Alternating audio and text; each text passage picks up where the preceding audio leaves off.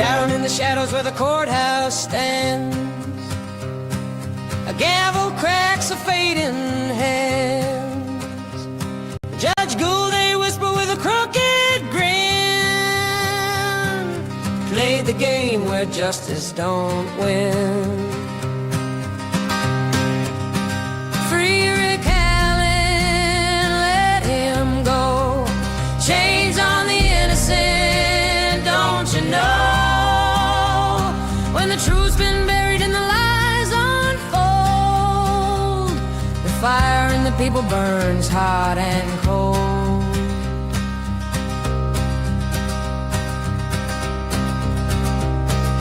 Prosecutor McLean with his papers tied wrote the tale that never saw light. Twisted words in a room of stone,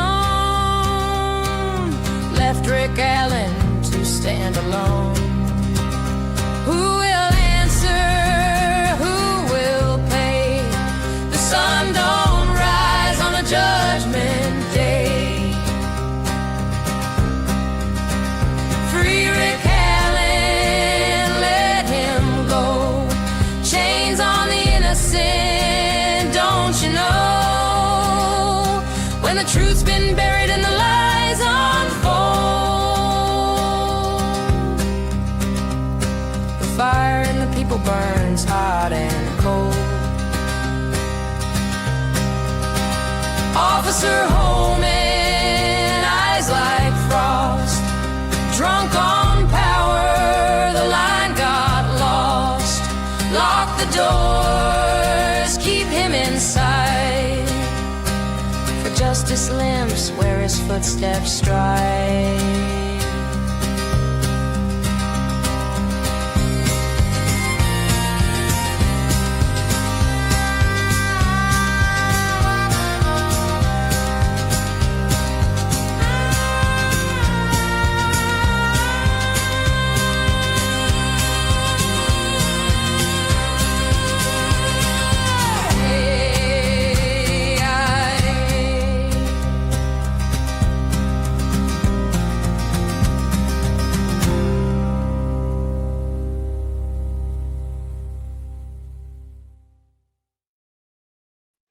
Hey, folks, welcome back. Another one of these weeks when my day off became the Saturday, not the Sunday, because thanks to you guys in the fundraiser for Michael Maricini Friday, I had to rest a bit Saturday. So, welcome back, folks, to another reading of the Delphi trial transcript. We are currently at the June 30th and August 1st hearing on the motions regarding sanctions and motions to compel. And sadly, as per usual, it is about the defense desperately trying to get the prosecution to hand over stuff or be sanctioned, and the Judge Gull blaming the defense somehow. So yeah, I wish we could have more fun with this. I really do. But most of the fun we can have is mocking Judge Gull, mocking the state's witnesses, mocking Holeman, Liggett, and all of the fuckers that somehow thinks that Stalin is a hero and you can do everything just as long as you get a conviction. Hey, Turnip, hope your body has recovered from all the whiskey and hot sauce. It has. It has. I mean, I consume hot stuff often, so I don't think the aftermath isn't that bad. But I mean, I'm not getting any younger. I'm not getting any younger. Let's just say that. 10, 15, 20, 30 years ago, I could have had a 7-day-a-week fundraiser. No, I couldn't. But sadly, Mo can't join us because of a family emergency, and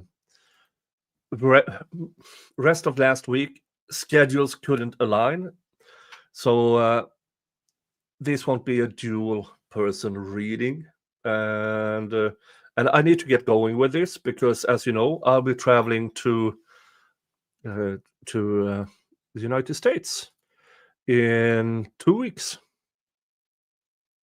So I need to get at least up to the trial. At least. So, and as you know, I'll be visiting Utah for 2 weeks. I'll be visiting Daniel and Connor, Jeff's son. Also, I'll be in and around Logan, Utah, because that is where Jeff is buried. So I'm going there to visit. And then I'm going down to Miami for a week, visiting Steve Gosney. I will have some kind of meetup in Utah. Well, and not exactly knowing when and where, but I would say that I will be in and around Logan, Utah, at least so I can travel there in half a day. Otherwise, I'll be in a camper van all around Utah. So I would say that Logan, Utah would be around there. Might be able to get myself into Salt Lake City as well, if need be, but it will happen. And down in Miami, not next, this Friday, me and Steve Gosney, we will stream where we are going to tell everything about the meetup and what is going to happen in Miami. Now, for those of you, again, never necessary, deeply appreciated. If you want to support my trip, I have a tip jar to PayPal. There you go. Pinned at the top of the chat over at YouTube and over at Rumble. But as I said, I would rather you save that for the fundraisers. But if you have something you want, I don't mind. Okay. Now, poor Rick Allen. Let's continue with the reading of the transcript. Let's go up here. And let's get a proper... There. Now you can see. We stopped around here last week. And I'm just going to continue. Now, if you have questions, do the big red question mark. That way I can see it better. All right. Here we go. Let's hear. The court. All right. So we completed that portion of our hearing. Are you prepared to proceed then into the motion to compel, a motion for sanctions? And do you anticipate evidence on that or just argument? Ms. Auger, we are prepared to proceed, Your Honor, and I would anticipate just argument on that. Okay, because it's 11:42. I didn't know what your lunch plans were and how long you wanted to go into the lunch hour. Or I would believe that it's just a few minutes of argument. Okay, if you want to finish this. The court, and I'm sorry, I keep calling you Auger. How do you pronounce your name? Auger. I have no idea how she pronounced her name. No idea whatsoever. If I mispronounce it, my apologies. It's the gift that keeps on giving. Okay, thank you. All right, motion to compel, a motion for sanctions. Miss Auger. Thank you, Your Honor. Your Honor, I presume an investigation that has now lasted over 7 years is going to garner a wealth, if you will, of information. In this case, what we are talking about, and you may think that we've been talking about this ad nauseum, and I feel that way in my head sometimes. But what we're looking at is 26 terabytes of data. Over 15 hard drives, 5 flash drives, 3 DVDs, e-discovery responses, and I think even more have come in since I last counted, which is fine. That's the nature of a case like this to some extent. But the problem that we have, and Your Honor, if I could kind of break my argument down into 2 different parts. One is kind of an organization of what we have, and 2 is the timeliness.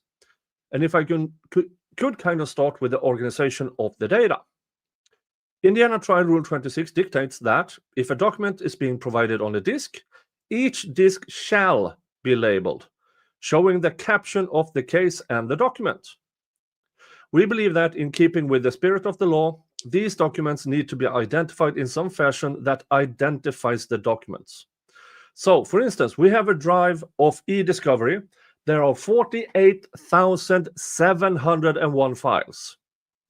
Over 600 of those files are labeled by numbers.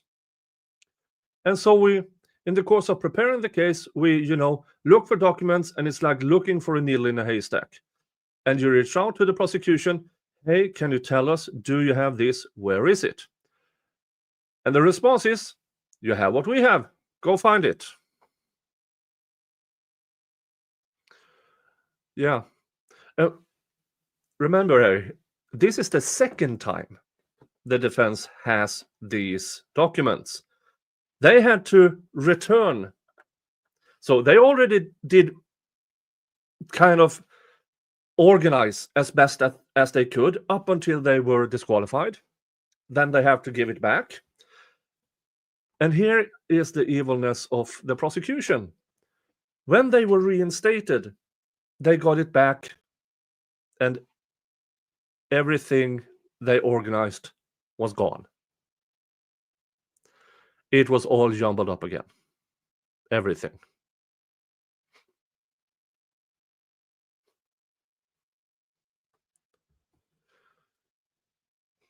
I think that in keeping with the spirit of the law, at least at the very minimum of Trial Rule 26, is that these documents, I do a fair amount of civil work.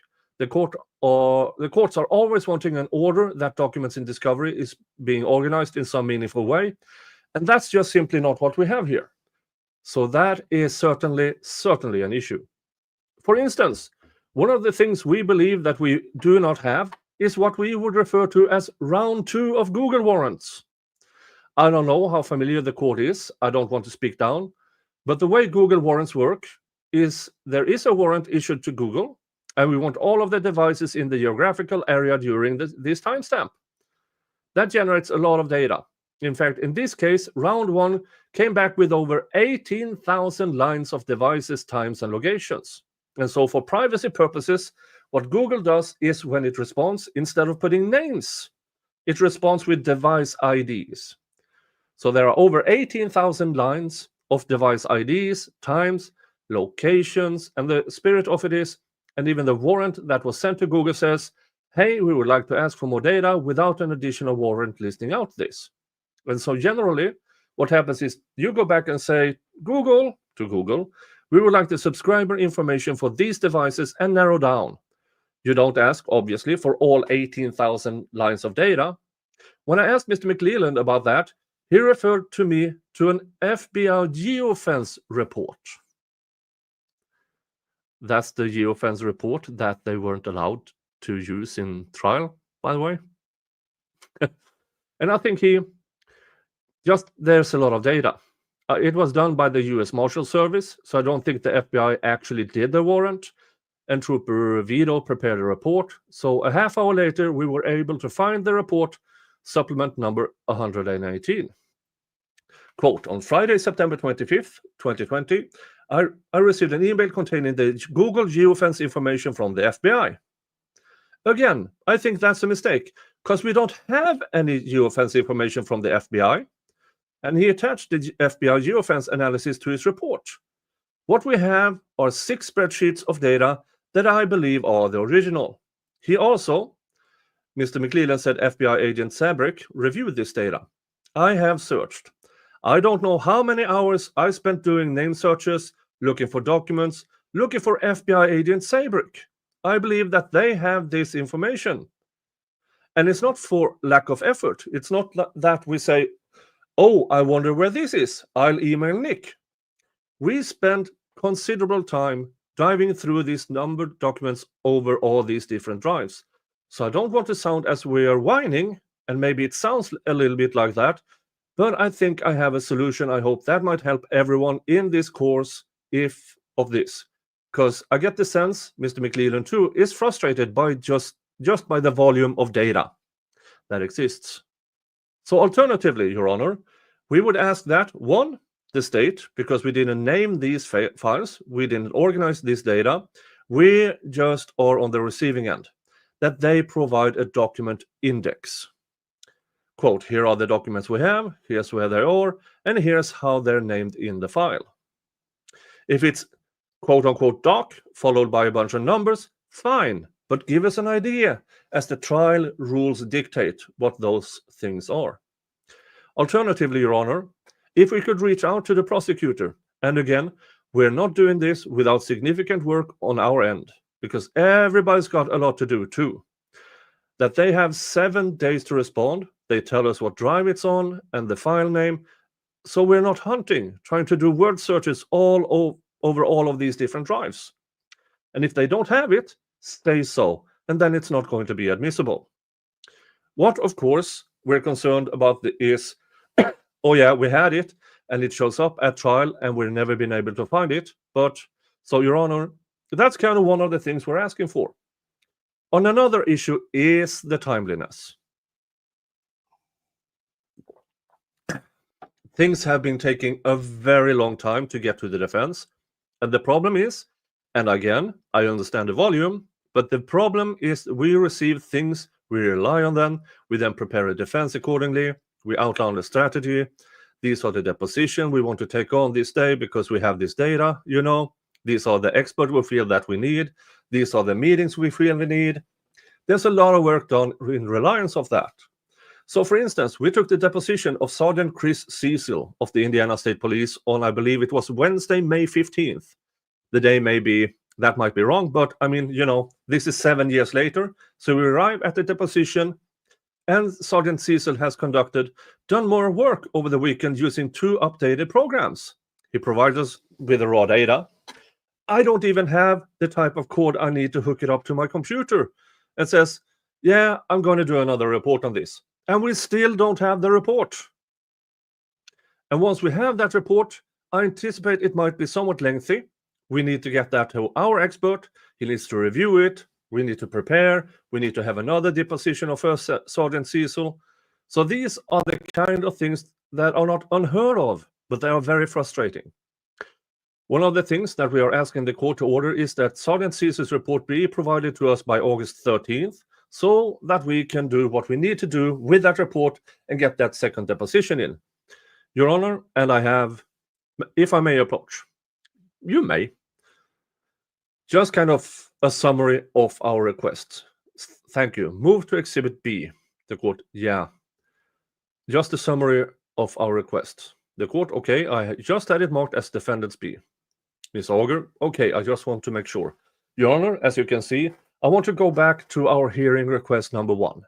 Because of the delay in turning over a number of these documents, we did not feel we could delay our investigation.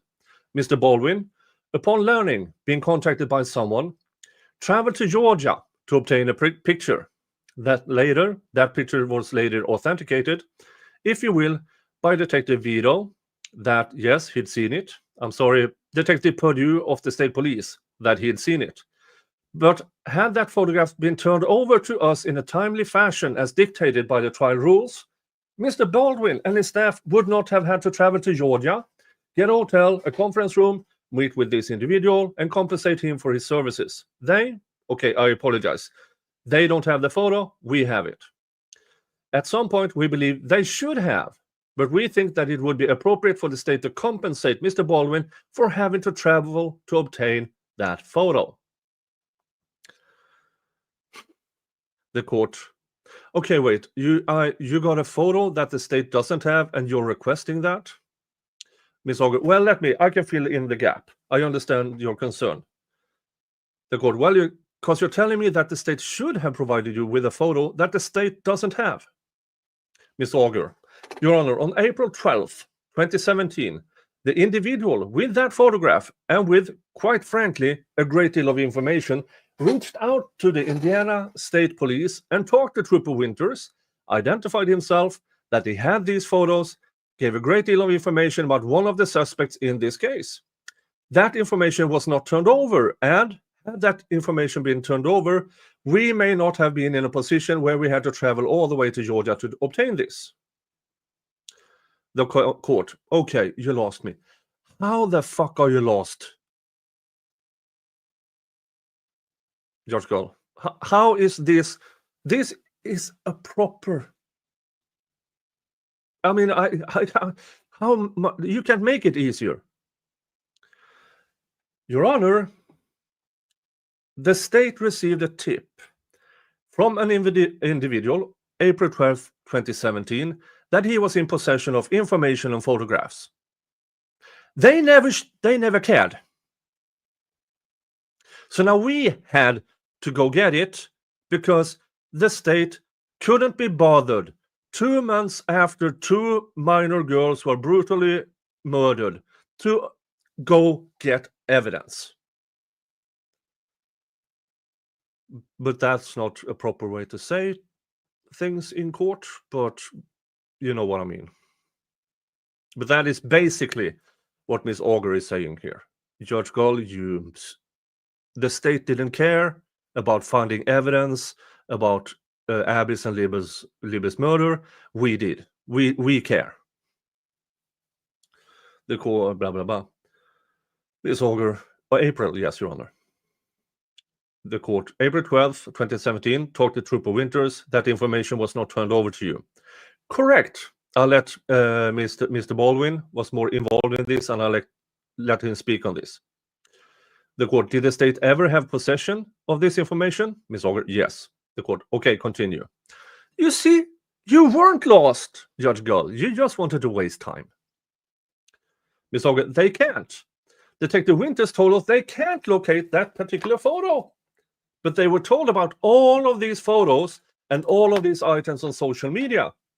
Going back to April 12th is when Detective Winters spoke with First Sergeant Holeman on this about the situation. No wonder they can't find that information then, because Sergeant Holeman, can't have this. And that they wanted to follow up with one of the suspects based on that. So they had it. Now it can't be found by them. But Mr. Baldwin and his staff had to travel to Georgia to obtain it. The court, and when you say they, you're talking about the state police. Ms. Auger, yes, I'm sorry, Your Honor. I have the report. It's the state police report from Mr. Baucher calling this information in. Your Honor, if I may, Defendant's Exhibit C, which is the initial report to the state police called in by Mr. Boucher in Georgia. The court, any objections, Mr. McClelland? Mr. McClelland, Judge, I don't have any objection, but I guess I'm failing to see how this deals with the motion to compel. I think you're going to hear this theme throughout some of the motions we have over the next 3 days, Judge. But a motion to compel, at least from the state's point of view, is, hey, we want to provide something, and the state won't provide it. They're talking about the document that they have, that we don't, and no, you can't. Oh, you fucked what? McClelland, this is information you should have because it was phoned in 2017. And you didn't even, you never handed over that information, not even that there was a phone in. Did you hand over to the defense? Now that person in Georgia then called the defense. Hey, I did this back in 2017.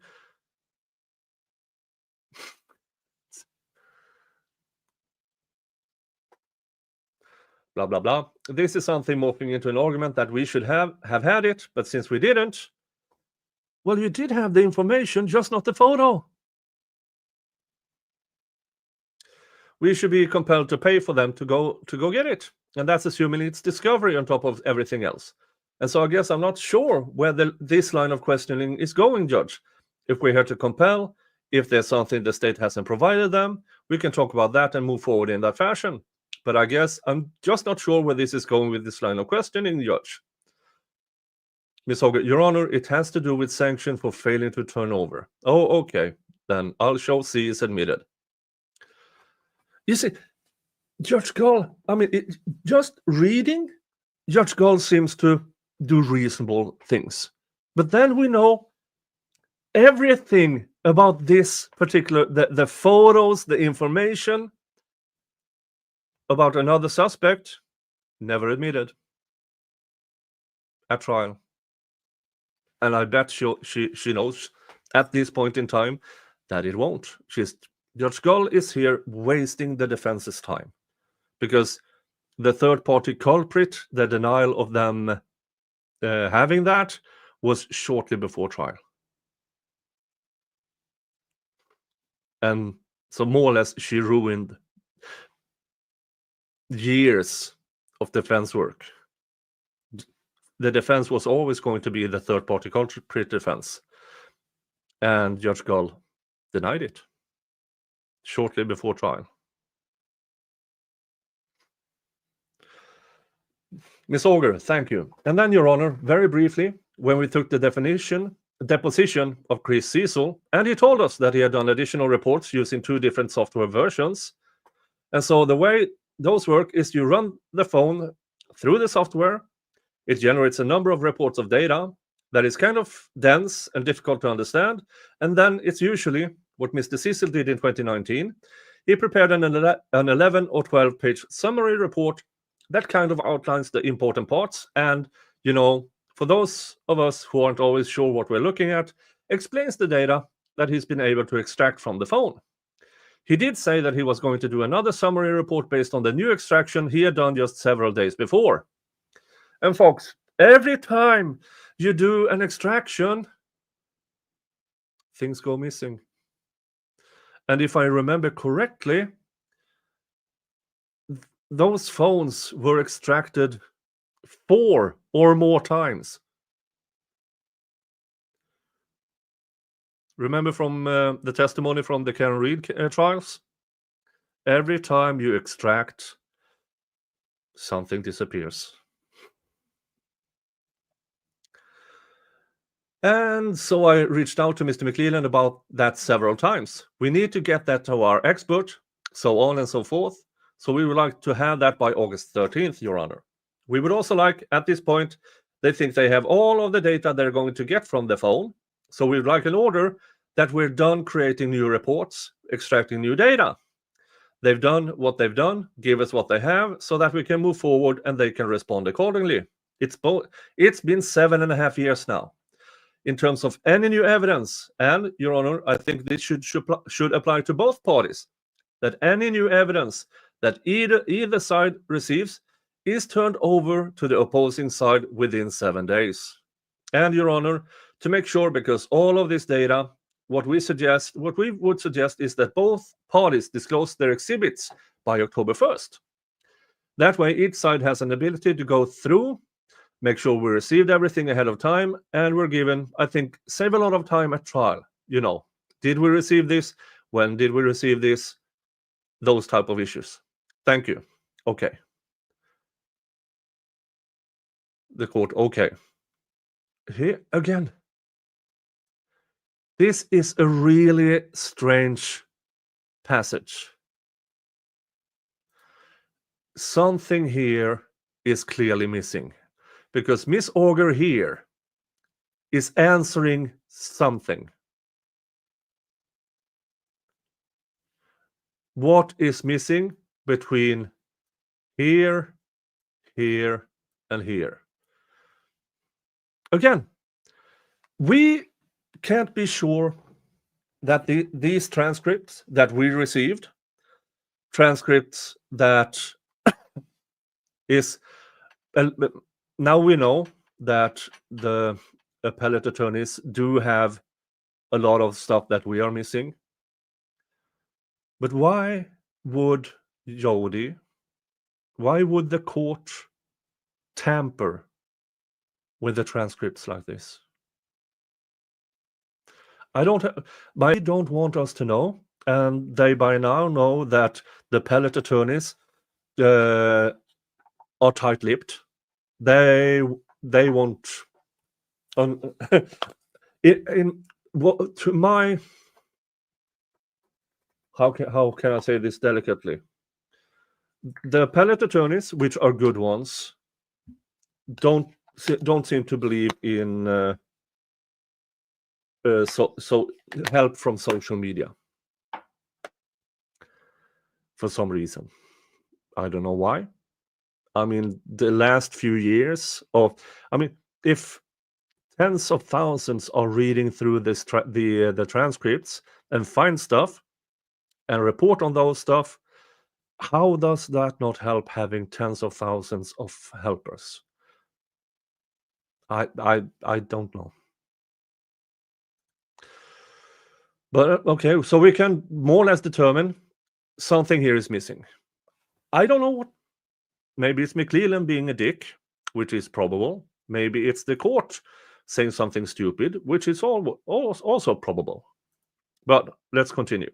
Ms. Auger, I'm not going to do that. Sorry, Your Honor. I have also Defendant's Exhibit D, which is the deposition of Detective Winters. On page 29, he said that they have received the attachments, and he saw the picture Mr. Baldwin went to Georgia to get, but he could not find them. At one point, they had them, but then they could not access them and had not provided them, Your Honor. So I move to admit Defendant's Exhibit D, which is the deposition of Brian Winters. McClellan, no objection, Judge. The court, all right, without objection. D is admitted. Ms. Auger, and to save you some time, page 29 is where the relevant testimony is, Your Honor. Okay. Ms. Auger, and I don't know if I told you, Your Honor, but the amount of expenses incurred by Mr. Baldwin is $12,600 from, he had some receipts and proof of those. And I think that the way that we've generally done is those kinds of exhibits have been admitted ex parte in terms of those items, and it's previously been provided. Thank you. The court, okay, Mr. McClelland. Okay, Mr. McClelland. Judge, I'll try to organize this as best as I can, which he won't do. They brought up some issues today or some sanctions they're requesting that weren't in their motion, frankly. And so this is the first time the state's hearing about some of these sanctions that they want the court to impose. Somehow I don't believe him.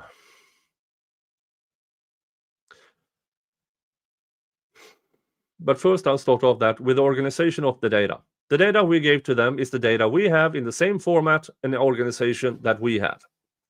We didn't intentionally name the files with numbers and didn't identify them. We have to do the same thing. We have to go through, open them, see what they are, try to tie them to other evidence in the case. And so we have to do all that as well when we want to look through the evidence. If this is correct, Mr. McClelland is a moron. I could bet good money that the discovery is they extract what they need. Why? Because they have the investigators. They have all the power they need from the DA's office. They have everything they need to get everything in order. The defense has to depose the investigators. And hopefully the investigators are truthful. So no, this is not an even game. Not even close. And when the defense sends us a request, we don't say, hey, you have it, go find it. Oftentimes, we will write them a letter and attach a zip drive that puts what they're requesting in separate folders. I'm going to move to admit what's been marked as State's Exhibit 1. Ms. Auger, no objection. All right, without objection, 1 is admitted. Judge, this motion to compel is similar to the first motion to compel that was filed by the defense earlier in the year that the court denied without a hearing. Yeah.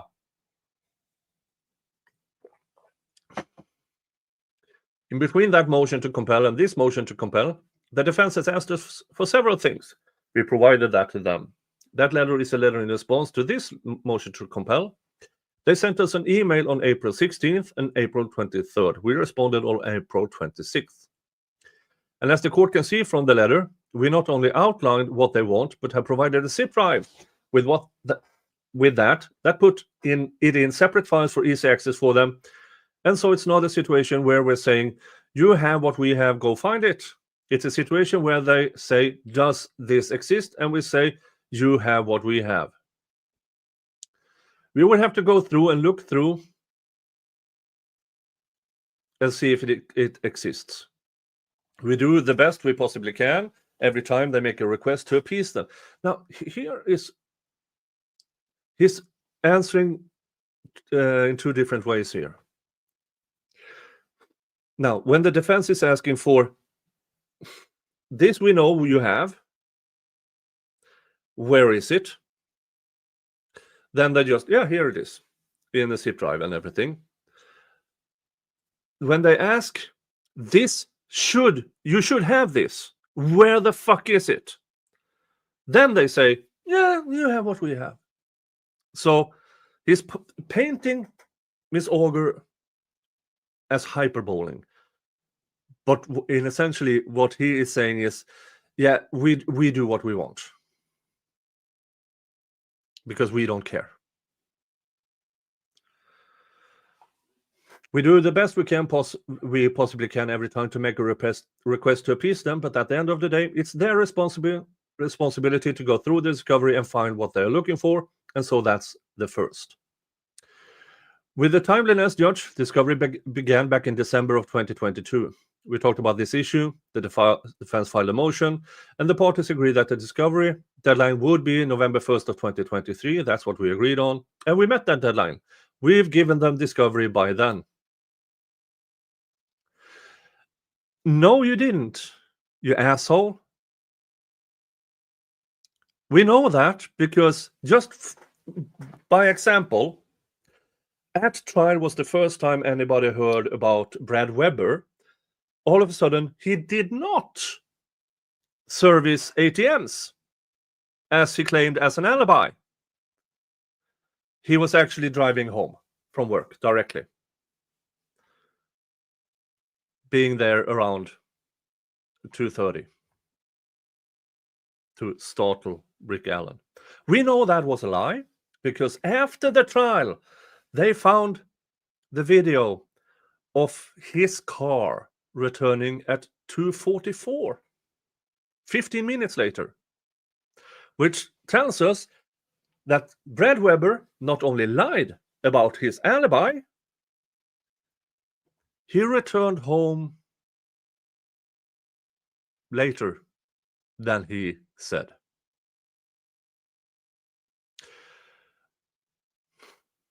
So he lied twice.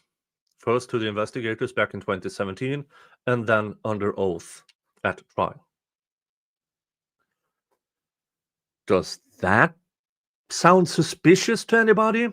That a person who lived near the crime scene, who basically at spring, no leaves on the trees, from his back porch,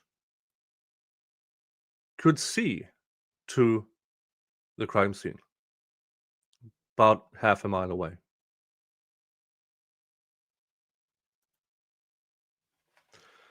Why did he lie in 2017? Why did he lie during trial? You tell me, folks. You tell me. So, but yeah, he says they've given them the discovery by then, which is a lie. The only discovery we continue to give them are phone calls he made from the jail, recordings that are new recordings from the jail, those kind of things. And so we complied with the timeline that's been set out by the court. Again, you're lying. You know you're lying because we find out on a weekly basis about new things you never disclosed to the defense. In regards to the photo that they had to go get, we don't have it. We still don't have it. That's not the issue, fucktwat. The issue here is that in 2017, April, somebody called the investigators and said, I have evidence you want to take a look at. And one, either you never did, or two, you did, but now it doesn't fit the current theory of the crime anymore. So you erased it, deleted it, made it go away.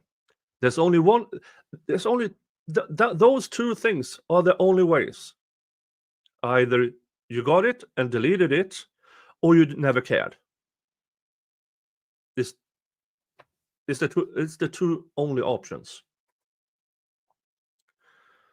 The only way we got in it's being provided through a deposition by the defense. And so to say that we should be held somehow financially liable for a piece of evidence we didn't have, I don't understand that. And that's assuming, Judge, that the piece of evidence is discovery.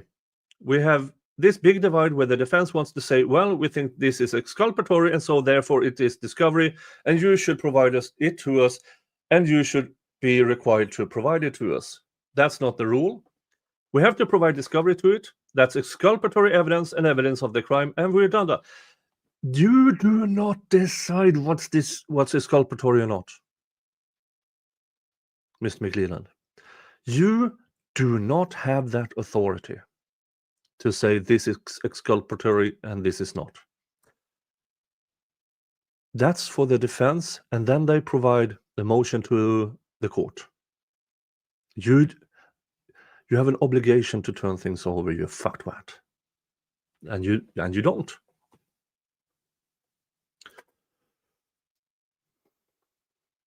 And so we met the deadline, Judge, of November 1st, 2023, which, again, we know he is lying. We're giving them all the discovery that we've had at that point. We continue to supplement that with new discovery from the Department of Correction, where Mr. Allen is housed. We talked about not all evidence is exculpatory.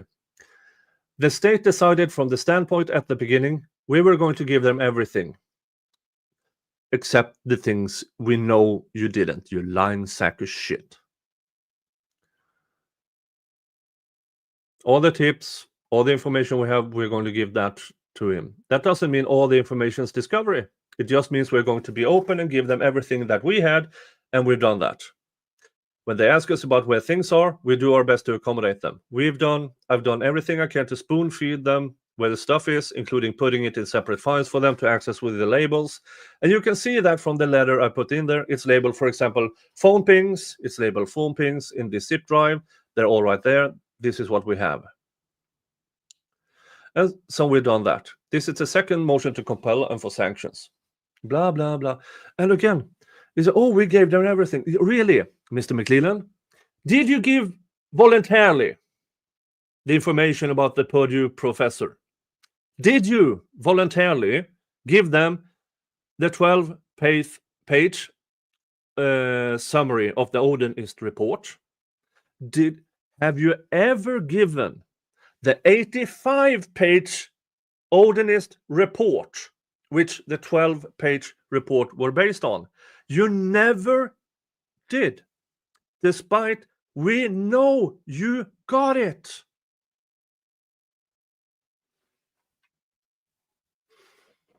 So every time Mr. McLeland is opening his mouth and saying, we gave them all we had, we know you're lying. We know.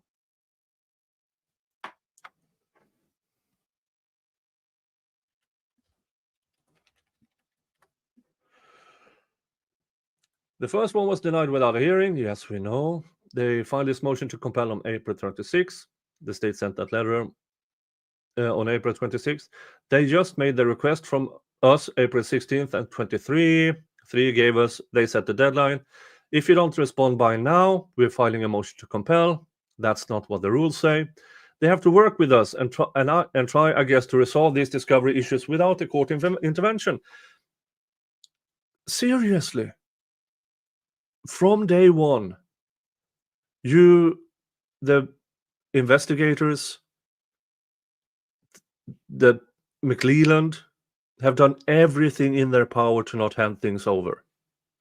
only handing over stuff they believe are inculpatory on Rick Allen.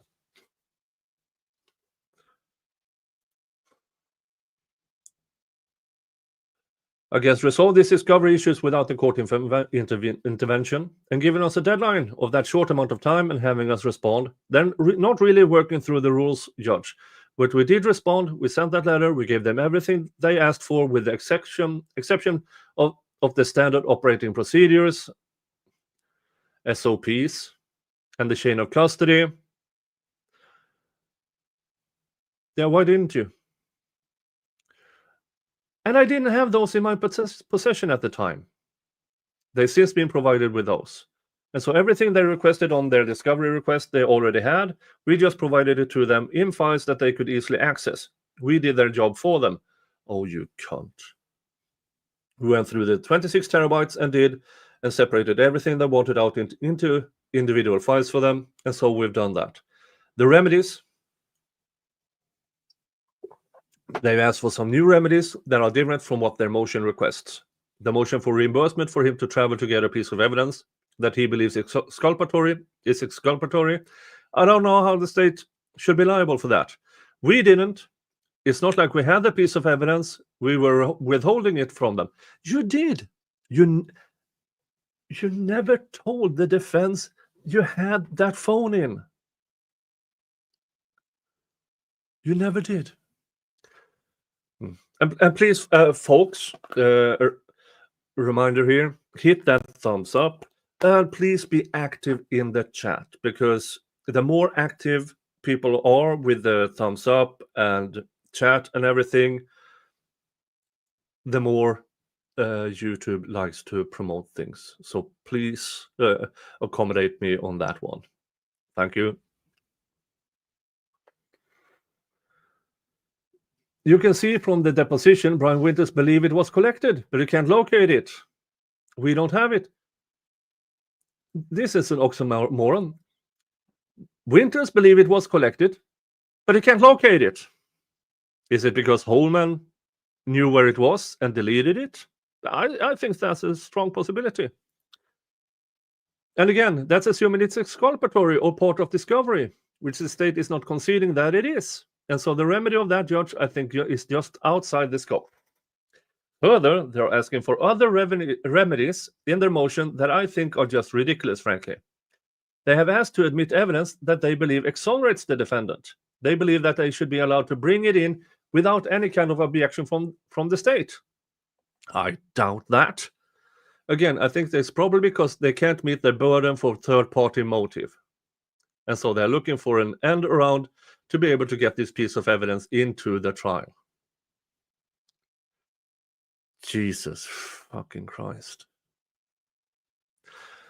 McLean saying the silent part out loud, which is he's telling Judge Gull, this is how you should rule on the third party. And again, things they never handed over. Mr. Ritchie's letter about Ron Logan, where Mr. Ritchie outlines what Ron Logan confessed to in prison, including but not limited to things, actual things only the killer could know.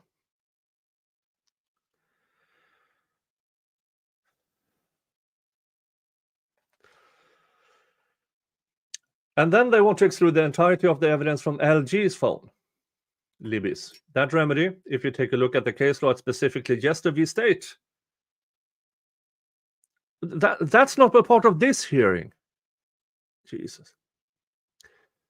It talks about remedial measures are up to the court, and they, if remedial measures are warranted, most often a continuance is the proper remedy.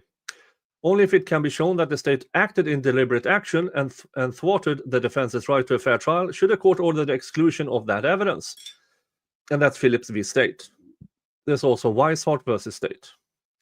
Talks about a trial court should seek sanctions that have a minimal effect on the evidence. The defense got the information from the phone up in September of 2023. 9 months. We know they got it for sure on that day. We believe they got it before that, but we know they got it for sure on that day because we sent it with a letter. Specifically, the phone dump separated from everything else 9 months before the first trial date and over a year before the new trial date. And so the state doesn't believe the sanctions of withholding or excluding evidence is appropriate. The sanction of reimbursing Mr. Baldwin for his expenses to get a piece of evidence that he believes is exculpatory, the state doesn't believe that's an appropriate remedy. The state has no problem with exchanging exhibits by October 1st of 2024. I don't know when Christopher Cecil will be done with the report. I am hopeful soon. I think he'll be testifying later this week, so we can ask him. Any new evidence that we have, we can provide within 7 days. I don't have a problem with that, as long as the same burden is put on the defense, because we have not received much discovery, minus a few reports from an expert from the defense. The prosecution has to follow up within 7 days a request from the defense. I don't agree with that, Judge. We reply as fast as we can to their requests, but the defense seems to expect us to drop everything. Go find this for me because we can't find it, and if it doesn't exist, then tell us. Yeah, that is your fucking obligation, McLeland. You are trying to send a man to prison for the rest of his natural life. Then yes, you should drop everything to accommodate them. That's your fucking job.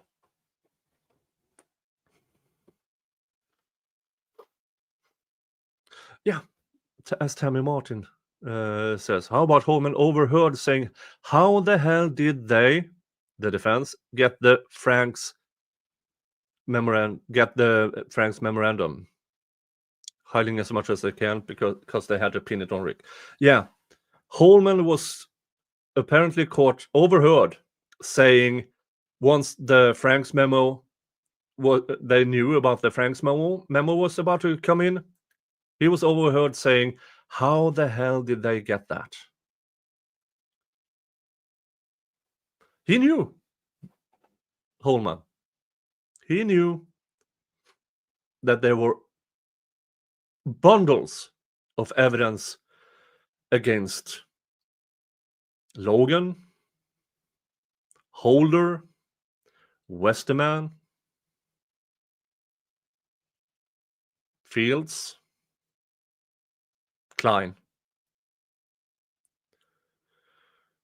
Overwhelming evidence to go forward with, and they never cared. Let's continue. And thanks for the comment, Tammy. That requires us to go through the 26 terabytes of information to, one, find what they look for. No! Because you, Mr. McLeland, should have everything you needed from that 26 terabytes before the first trial date, which we're at this point are 3 months after. So no, you should not be forced to go through 26 terabytes of information because you should already have it. Pin down everything. And then two, if not require us to say, well, we couldn't find it, so it doesn't exist. Just because we can't find it, it doesn't mean that it doesn't exist. It may be in there somewhere that we missed it. And so the state has a problem with that, Judge. Well, if you claim it doesn't exist, and then something, let's say that happens to now that never happened to an inculpatory evidence. They seem to have that down to a teeth. It's just exculpatory that seems to constantly go missing.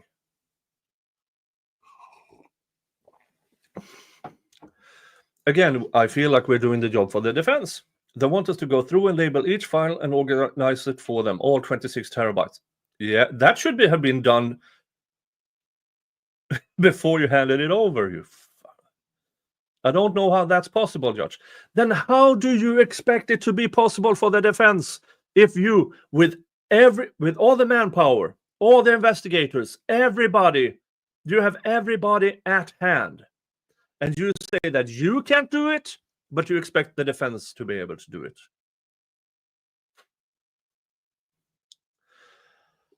And they want us to organize all the information, not just discovery, everything. And what they deem is discovery, they want us to organize. And what they deem is exculpatory, they want us to organize. And so, Judge, I don't think that sanction, that remedy, is appropriate. I think the motion to compel is moot, frankly. They've been provided with everything they asked for. The court can see that from the letter. The timeliness was done. We are obliged by the November 1st, 2023 discovery date. Again, we know he's lying here. We know he's lying. And every time they made a request, we responded and separated out the discovery that they wanted. We've done everything possible to make this easy for them, and here we are, Judge. No, you haven't. You lying sack of shit. So I think the motion to compel should be dismissed on its face because I think it's moot. I think they have everything they should have. I think the sanctions aren't appropriate, Judge. I think the appropriate sanction would be a continuance. They've had the information well before trial, so they have time to prepare for that, prepare for trial. And the other sanctions that the states outlined, they're in agreement with the October 1st, 2024 deadline. Any new evidence be exchanged within 7 days of receipt. Those things are sufficient, Judge. And I think those are appropriate. But the other ones the state does not agree with, Judge. Thank you. Ms. Auger, very briefly, Your Honor. Yes. Thank you. Your Honor, first of all, in terms of their providing everything as soon as they had it, that's simply not true. There was a Celebrite extraction of the phone in 2017. There was a Gray K analysis extraction in 2019. Or that all should have been disclosed to the defense within 30 days of the initial hearing, which was in 2022. Mr. McLeland just acknowledges that he didn't provide that information until 9 months later, in September of 2023. So that, in terms, do we have it? Yes, we do. Was it timely? No, it wasn't. And there are certain things, Your Honor, that are outside of our control. We don't expect to be spoon-fed everything. We expect them to comply with at least the spirit of the trial rules. This isn't our data. It's theirs. They made the documents. They organized the documents. And they sent us the documents. So I don't think that we're being overly heavily for, not trying to do our work by just saying this needs to be presented in an organized fashion with documents names where we can identify what we're looking at. That doesn't seem to me to be something that we should even have to argue about. But regardless, Your Honor, in terms of Chris Cecil, they have the phone. They decide when to do the work. Now, I understand Celebrite came out with an update in 2024, but that was early. They waited until the weekend before the deposition to do the work and said, yeah, we'll give it to you later. So we need that to stop. If they had it for 7.5 years, I understand you want to get the newest and best data, but they had the ability to do that for months prior to the date that First Sergeant Cecil did it. So we're asking that be ordered to be provided to us in, again, August 13th. Your Honor, the one thing that I do believe we are missing is, again, round 2 of the Google return. Mr. McLeland stated on May 3rd, the information about the Google warrants that I believe you're referring to is in regard to the Google search warrant on the cause number. And it gives me the cause number. There were 5 different warrants to inaudible. Where is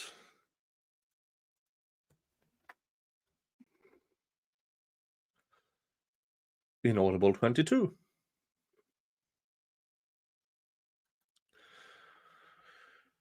There is a corresponding file to that warrant in your discovery information, which is accurate. You got that information last hearing again on January 30th. You got the search warrants returned in the raw data. Then he said Special Agent Michael Sabrick took that raw data and put it into a report.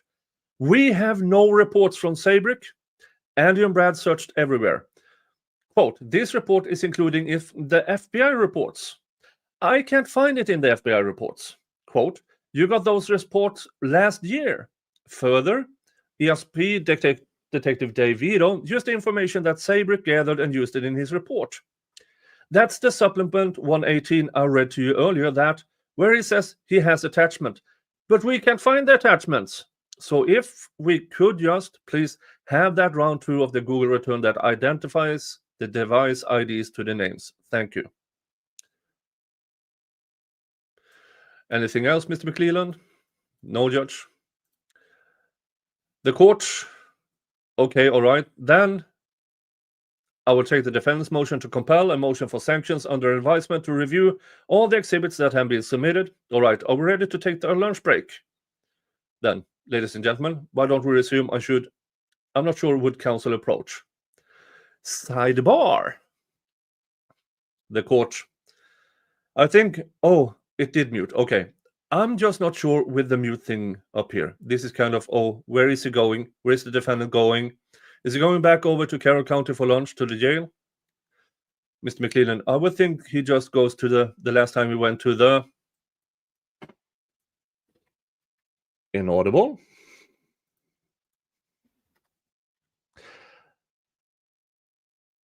All right. Mr. Rossi, inaudible. That would be 24 inaudibles. You know how many inaudibles that are acceptable? 0. And if there are inaudibles, then the recording should be provided.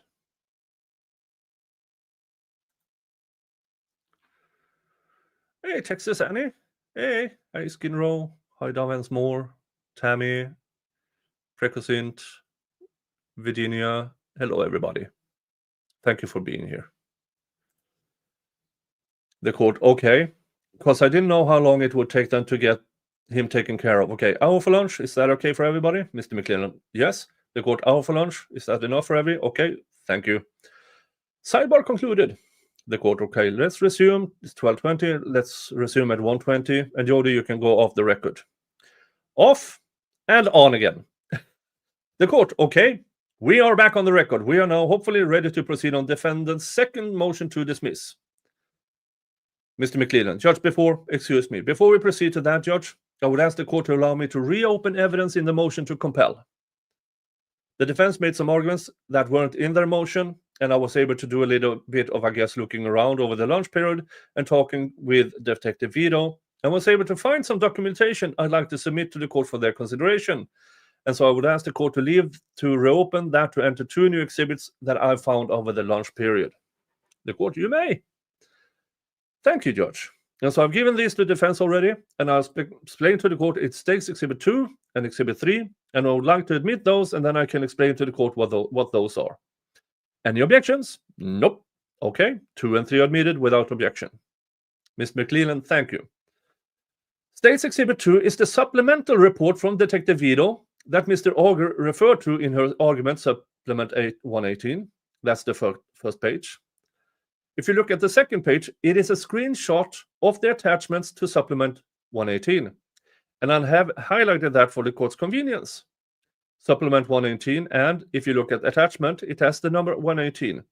And then the third page is the first page of that attachment, and that is State believes that is what Ms. Auger is looking for when she referred to the second round of Google returns, the second documents.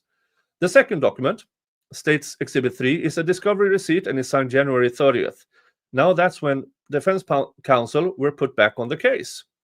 We believe they had those reports prior to that. How the fuck would they have the reports prior to their reinstatement? What they had the first round, before they were disqualified, do not count, because now they are reinstated. Because they had to give everything back, so it doesn't count. You twat. But I just pulled the most recent discovery receipt, and in that discovery receipt, it shows that they did get the Indiana State Police reports and the supplemental attachments. And so just an example, Judge, for the court to consider that. Oftentimes, they do have these things, but they're just not able to locate them. And so we'd like the court to consider those things in motion to compel. And again, this is information, not necessarily discovery, but information we provided them in an effort to give them everything that we have. The court, okay, thank you. Is there anything else then? No, Judge, not from the state's perspective. Anything from the defense on this limited issue? Yes, on that limited issue, Your Honor, that was very kind of Mr. McClelland to quickly find over the lunch hour. I will look tonight, if we could, and make sure that we can find that. The court, sure. and then hopefully that issue goes away. That would be great. Thank you. Okay, I can add that to my pile. Thank you, Judge. Of course, I mean, I think we all know motion hearings. The rules of evidence are pretty relaxed in motion hearings as it relates to the presentation of evidence. So since I'm the fact finder in these motions, I want to have all the information I can possibly have, so I don't have a problem reopening, and I appreciate counsel's concession to that. Okay, let us proceed then. Are we then ready for the motion to dismiss, the second motion to dismiss? And who is Mr. Baldwin? Okay. Mr. Baldwin, thank you. I appreciate you talking about rules of evidence and the like, because I'm going to try to move. I want the state to have opportunity to respond as well. So I'm going just kind of move quickly, but so you can understand. And I'm going to start with a packet that may I approach? And I'm going to hand you what's going to be marked as State's Exhibits E for purposes of this hearing. And again, the court Defense Exhibit D. Yeah, Defense Exhibit D. E offered. The court, okay, is there any objection from the state? Luttrell, if I may look at it, Your Honor, just for a moment. Yes. Ms. Baldwin, for what it's worth, I've highlighted the one that we'll be reviewing, and I highlighted that for your benefit. Mr. Luttrell, no objection, Your Honor. Okay, then I will show E is admitted without objection. I made sure this time, by the way, folks, to have enough coffee. Yeah, I have this pump thermos, so I will have coffee for some time.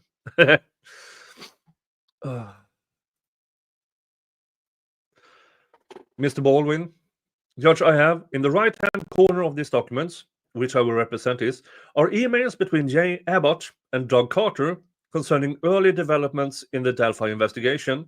And in the right-hand corner, that is my pen, my blue pen, because there's all kind of notes in there, and I wanted you to be able to. Are you talking about those numbers down here? Right. Okay.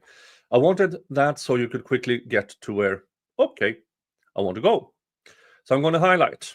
On page 4, you'll notice that this is an email sent from Greg Massa of the FBI on February 17th, 2017 at 7:02 p.m. And the highlighted part there on page 4 is over the past 48 hours. The joint investigative team worked suspect 1 through 4 incredibly hard. After interviews were conducted, several search warrants were obtained. But the main part is on page 5, and I'll read into record what I want the court to consider as the conclusion. Quote, suspect number 9 is being worked hard right now. He has ties to Bradley Holder, who we have been working. He may have ties to the Vinlanders. Check the date here again. At February 17th, 2017, he may have ties to the Vinlanders. 3 days after the girls were found, their main investigation was towards the Vinlanders. Why? I assume it's because at that point in time, they knew that the crime scene spoke to a ritualistic murder.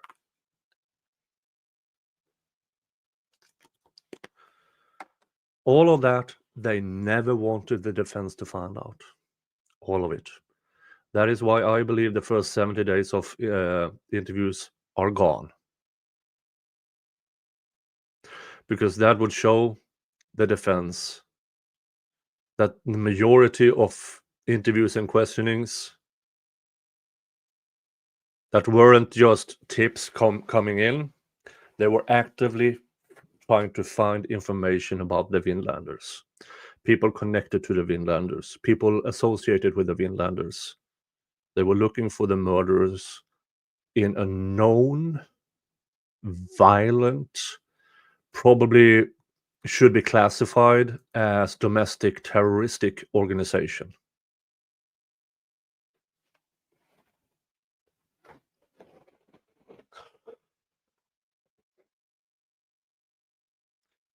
DT squad appraised and tasked sources to collect any intelligence which may assist.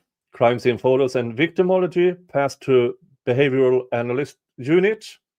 They will deploy a specialist in support of this investigation, especially focused on what may be pagan rituals, the placement of branches and sticks on girls' bodies. This is days after the murders.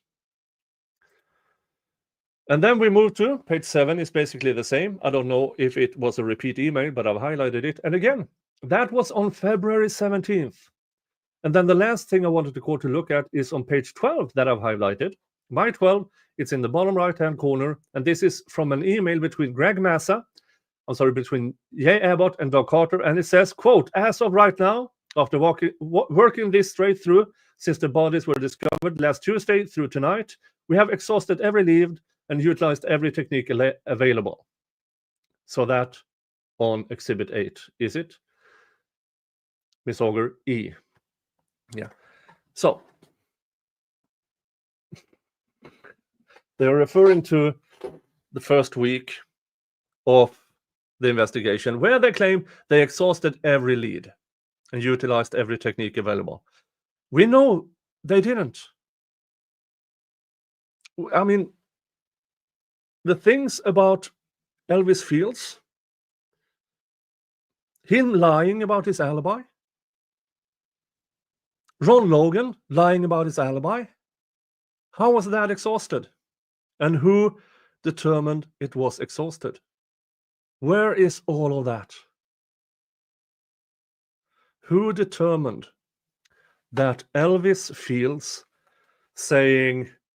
lying about his alibi, saying the infamous words, if my spit is found on the victims and I can explain it, will I still be in trouble?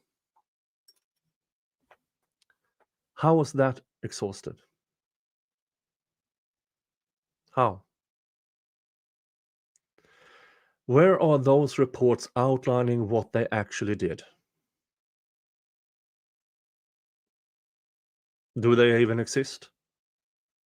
Maybe in the 85-page Odinist report, which we don't have. We only have the 12-page summary of it, which is absolutely damning. And with the information we have now, all of these leads were never exhausted. This is incompetent, lazy cops who had no idea what the fuck they were doing.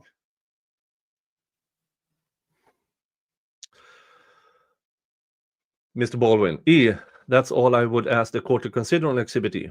Next, well, Judge, if it is okay, I just approach without asking, or would you? Yes, no, that's fine, you may approach. Okay, next I'm going to admit Exhibit, Defense Exhibit, move to admit Defense Exhibit F. This is a listing of all the phone extraction that we received in alphabetical order, of all the phones that the state police and the county police unified command extracted. And I'm going to move to admit that as an exhibit. Mr. Luttrell, no objection, Your Honor. The only question I have is these are marked E and F, where we're picking up from this morning's hearing, or are you starting all over with? No, we are picking up from it's just going to go A through the end of Thursday. Okay, thank you, Your Honor. So I'll show F is admitted without objection. Mr. Baldwin, now we'll be commenting on the summations, Judge, on why I feel that is important. Judge, I'm going to represent. I'm not going to admit these into evidence because I didn't want you to have to take it back to Fort Wayne, but I want you. This has been done for the purpose of visualizing what I'm about to tell you. This represents, I believe, 6 of the 101 phone dumps from the previously admitted document. I think it's less than whatever, considerably less than 10%. This is what that looks like. That is what that many, just 6 phone dumps alone looks like. And I want you to take a look at that. I will comment what I think is important. And for the record, it's, I don't know, maybe 2 stacks about a foot tall and a brown bound binder that added up, that's maybe 4 inches tall. Mr. Rottwell, Your Honor, I didn't catch the description of what those stacks consists of. I would ask Mr. Baldwin to repeat that for me. Sure, certainly. I believe there are 6 extractions of the phones. 6 of the phones identified in the State's Exhibit 6. Next, I'm going to... Before you go on, is there any significance to the 6? No. Okay. I was going to do 10, about 10%, because there's 101. Okay. But that would have been too much money, so I just thank you for asking. Next, I'm moving into Evidence Defendants Exhibit G, Judge. This is, I've highlighted the part that I want you to pay attention to. This is the first motion to dismiss was concerning a video that was apparently taped over. And this is the memorialized recitation of what was contained during that interview. This was also entered into exhibit as an exhibit in the first motion to dismiss. Remember, if you're new, you might not know this. The state said that they never had a list of the people they interviewed during the 70 days of missing recordings. At trial, they testified that, of course, I have a list. We've always had a list, which caught the defense by absolute surprise. That, folks, is how the state conducted this investigation, these charges, and the trial. They lied, they lied, they lied, they lied again. What they couldn't lie about, they hid. What they couldn't hide, they destroyed. And then they caught the defense by surprise at trial, saying, yeah, of course we had the list, making the defense look stupid.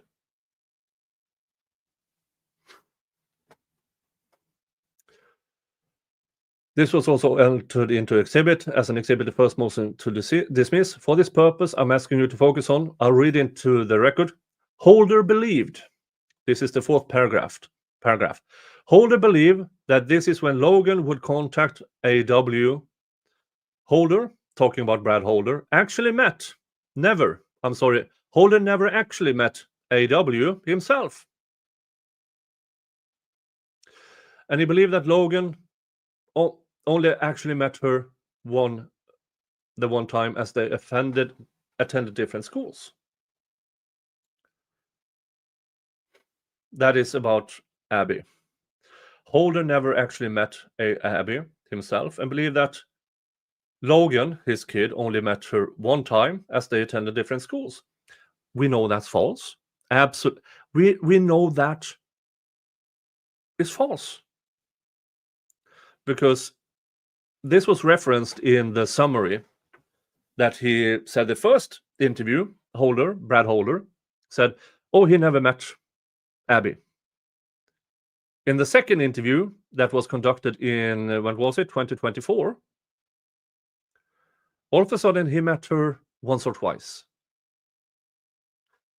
And we now know that Logan and Abby met several times. They were dating, actively dating, for a few months. A soon-to-be 17-year-old was dating a 13-year-old girl. That's creepy. Now, 4 years difference is not much if you go when you start being in your 20s. When there's a 4-year difference, or almost 4-year difference, when the girl is 13, that, in my opinion, you can disagree if you want, that is somebody starting to have an age of preference. Which coincidentally is the same age of preference as Keegan Kline, Keegan Kline's dad, and rather creepily, in the Aaron Spencer case, Michael Fosler, who had the same age of preference. Michael Fosler, who we now know had one of his first victims in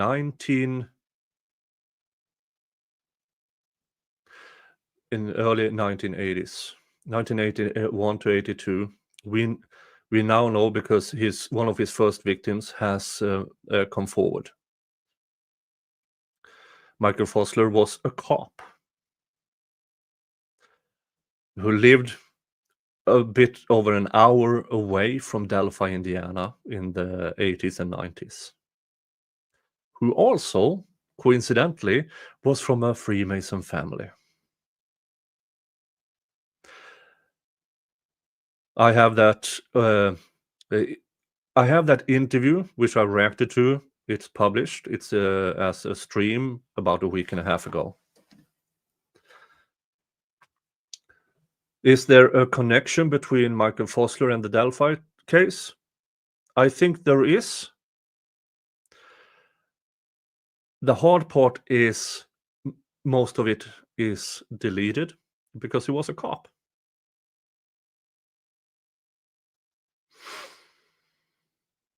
Michael Fosler is the Aaron Spencer case is from Arkansas, where Michael Spencer's daughter, age 13, was groomed and raped by Michael Fosler. Michael Fosler was caught and got extremely low bail.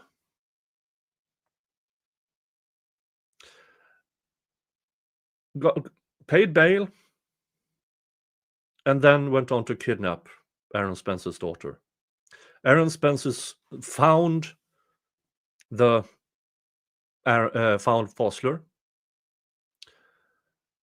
truck with his daughter and Michael Fosler in it. He got the truck to stop. An altercation ensued, and Aaron Spencer shot and killed Michael Fosler, ending Michael Fosler's more than 40 years of grooming and assaulting minors. And now Aaron Spencer is charged with murder. Yeah, Texas Annie says here, Aaron's next court date is December 17th, and trial starts January 26th next year in Arkansas. When I get back from the United States, this will be one of the things I'm covering. More about the Aaron Spencer case. Jedi Jen said, my mom would have buried any 17-year-old that was trying to date me at 13. Heck, she would have buried a 13-year-old trying to say, yeah. But I mean, do I say it's a lot of, as you know, I have 4 sisters. Is it unusual for a 13-year-old girl to be interested in an older boy? No. Is it unusual for a 13-year-old girl to... Yes, it's unusual, but it happens to have some kind of weird relationship with an older boy. It's not unheard of. Here is the problem. It's an amount of girls, but it's almost always just the one boy, 1 or 2 boys in each community, that all of a sudden, oh, I'm interested in these much younger girls. In my opinion, don't take my word for it. Okay, but back to this one. Now, just one final thing.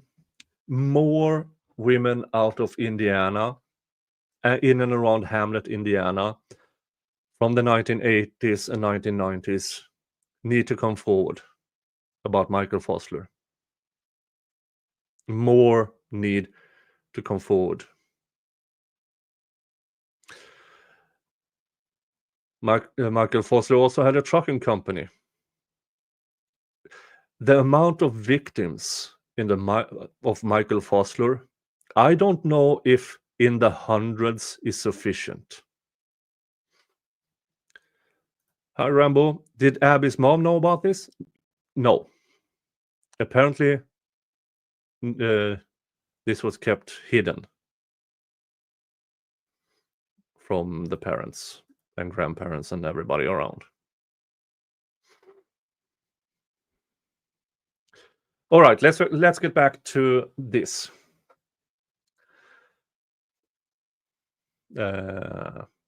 So this, and for the record, this is an interview conducted by Brad Holder by Adam Pohl of the Hammond Police and Sergeant Christopher Goatee 3 days after the girls were found. Mr. Luttrell, I believe that's Agent Paul. Oh, Special Agent Adam Pohl. Thank you. An objection? No objection? All right. I'll show G is admitted without objection. Next, Judge, I'm going to play a video that we have it already. Can we? Is it okay if we mark it? Because we already have the court. Yeah, it's fine.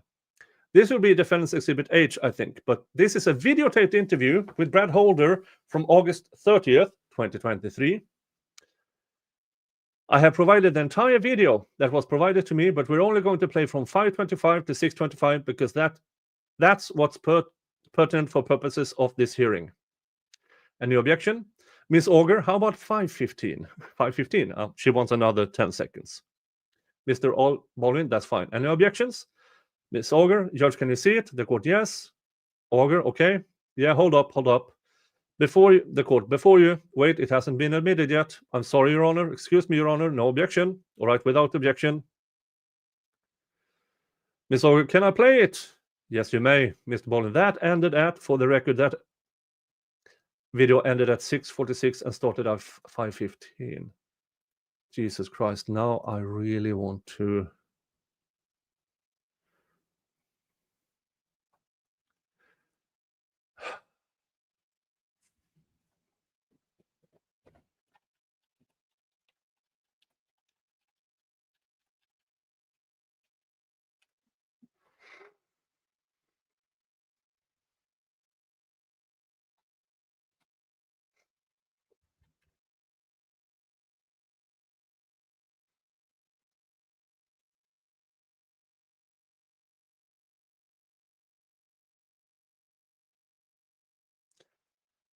I don't think I have it. I don't know if it exists outside of court exhibits that I do not have.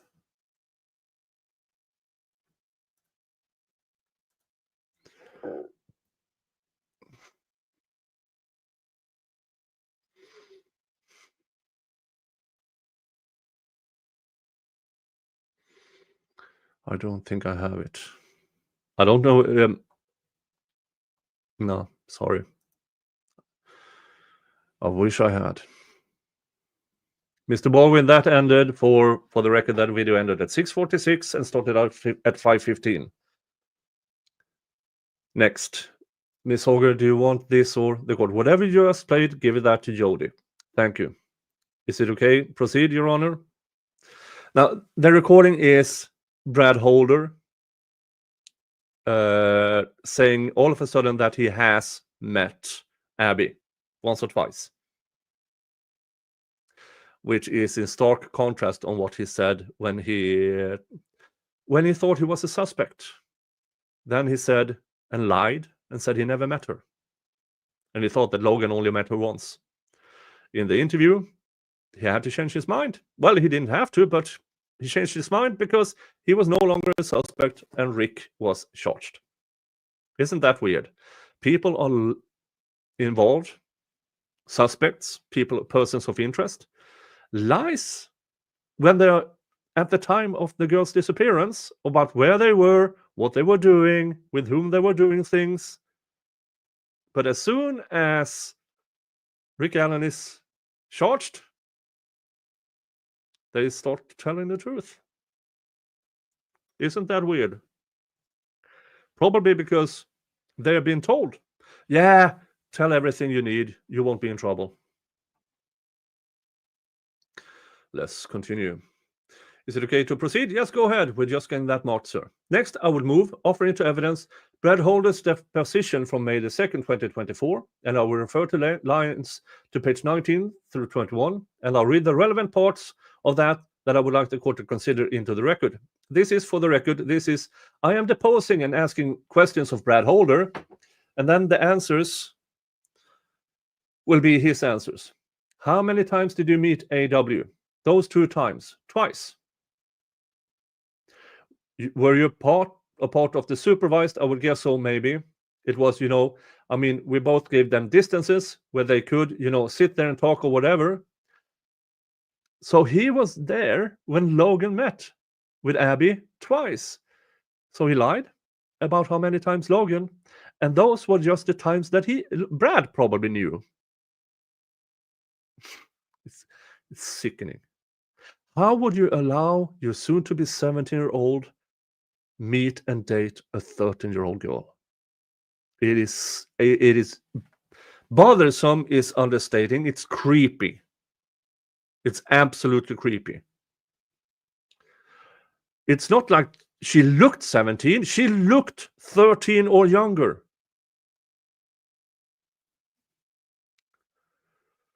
How long were you there? Maybe 30 minutes to an hour or something like that. Each time? Yeah. One time was at my buddy Patrick Westfall's house.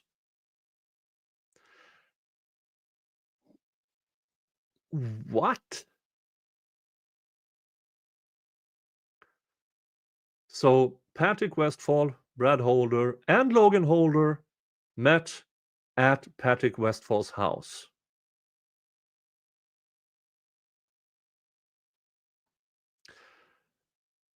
With Abby. And her folks never knew. Grandparents, family. Now, I would assume her sister knew, but no way to confirm that. And there was a little park over there, the Erie Canal, like is right there, and we were both kind of close. They were at that park kind of talking and stuff. That was about it. So, Patrick, he actually saw AW as well. Yeah, I think so. Yeah, I'm pretty sure he did. I don't know. Patrick Westfall never disclosed that, did he? And then on page 21, just the other thing. Question, you chaperoned AW a couple of times. One of those times you were at Patrick Westfall's house, and Logan and AW kind of walked away from you guys and kind of did whatever they did. Yeah, they were in view. They were just at the park. We were over there too, so it's kind of like everybody was there. So I would move. So I'm sorry, Judge. I think it's probably just I'm moving all of this. Move to admit defense exhibit 1I to the deposition into evidence. The court, any objection? Mr. Luttrell, I have no objection. The court, all right, without objection, 1 is admitted. Now, you would think that Brad Holder lying in his first interview would create some kind of nexus. But we now know Judge Gull never had any intentions of allowing a third-party culprit defense. Mr. Baldwin, I'm going to hand you, Judge, what I marked as the defendant's exhibit J. Move to admit that. Any objection? Mr. Luttrell, Mr. Baldwin, are you offering them intending them to be seen? I don't want. That would be fine by me as far as that's why I did not. Inaudible.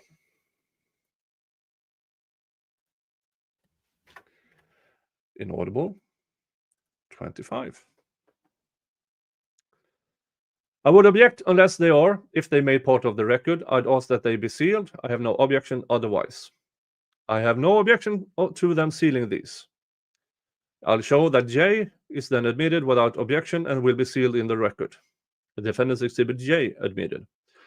Mr. Baldwin, now I'm not admitting this as an exhibit. I just want to show it because, so you understand, this is the thing this is the photo I went to Georgia for. So you have some context and understanding, and that is what is contained on that side-by-side. And the other side-by-side is LG's body. Next, I would call Kevin Murphy here. We're going to take some testimony from Kevin Murphy. He stepped outside for a minute.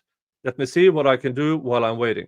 Yep, the photo, I believe, is the side-by-side is the photo from Brad Holder's Facebook. See if I can find it real quick here.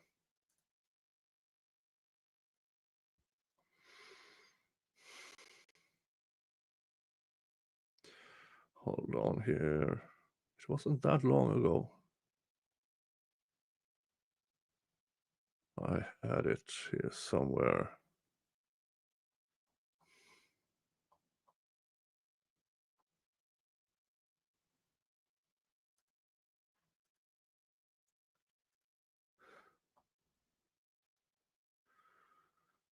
Huh.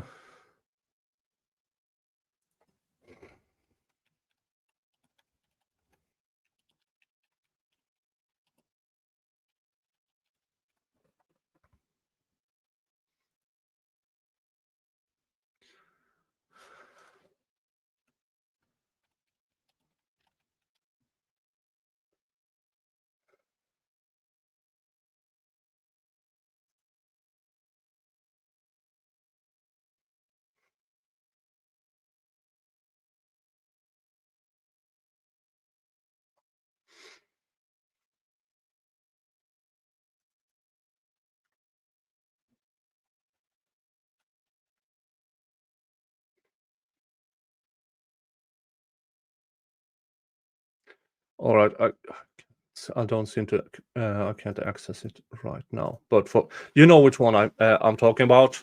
It is this extremely nauseating photo with two girls still alive being positioned under some branches. That which is eerily similar to the how Abby and Libo was positioned. Still no nexus, according to Judge Gull. Next, I will call Kevin Murphy. We're going to take some testimony from Kevin Murphy. He stepped outside for a minute. Let me see what I can do while I'm waiting. Oh, let's do this. I move it to admit Defense Exhibit K, which is a side-by-side. It is a side-by-side drawing of AW and a hand-drawn figure on Brad Holder's hand that he posted on his Facebook account in April of 2017.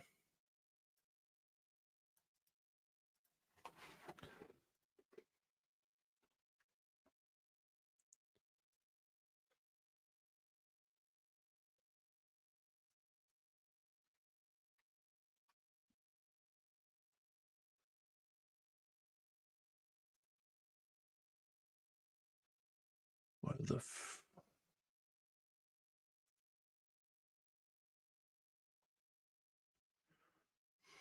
where is it?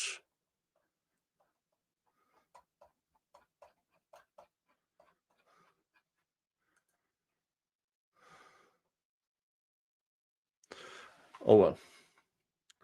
Jesus Christ. Texas Annie, I just wonder where the girls were before they were found. Yeah. Now, the state claims they were there all along. I don't buy that for a second. The phone stopped moving, so that means they were never taken anywhere else. Yeah, because the phone, I mean, phones do not always record things. 1. 2,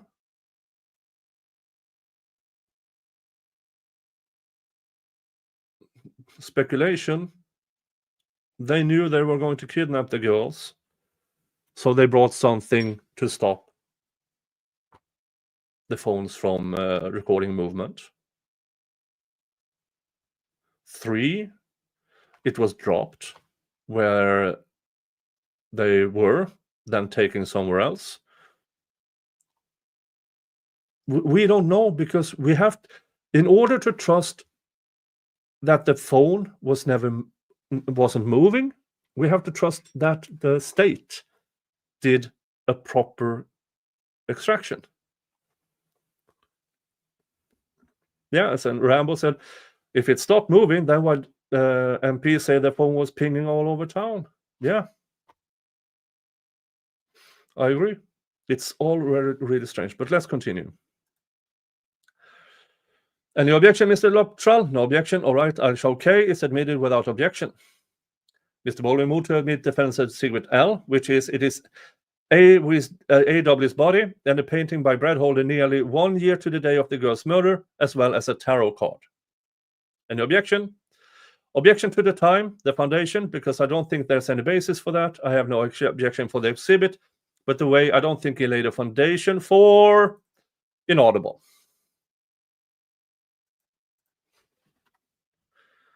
Jody needs hearing aids or a new job, because this is ridiculous. The time. Okay, the court, okay. Mr. Baldwin, you're not, I'm sorry, no objection to the photo, but are you objecting to my claim that it is Brad Holder's painting?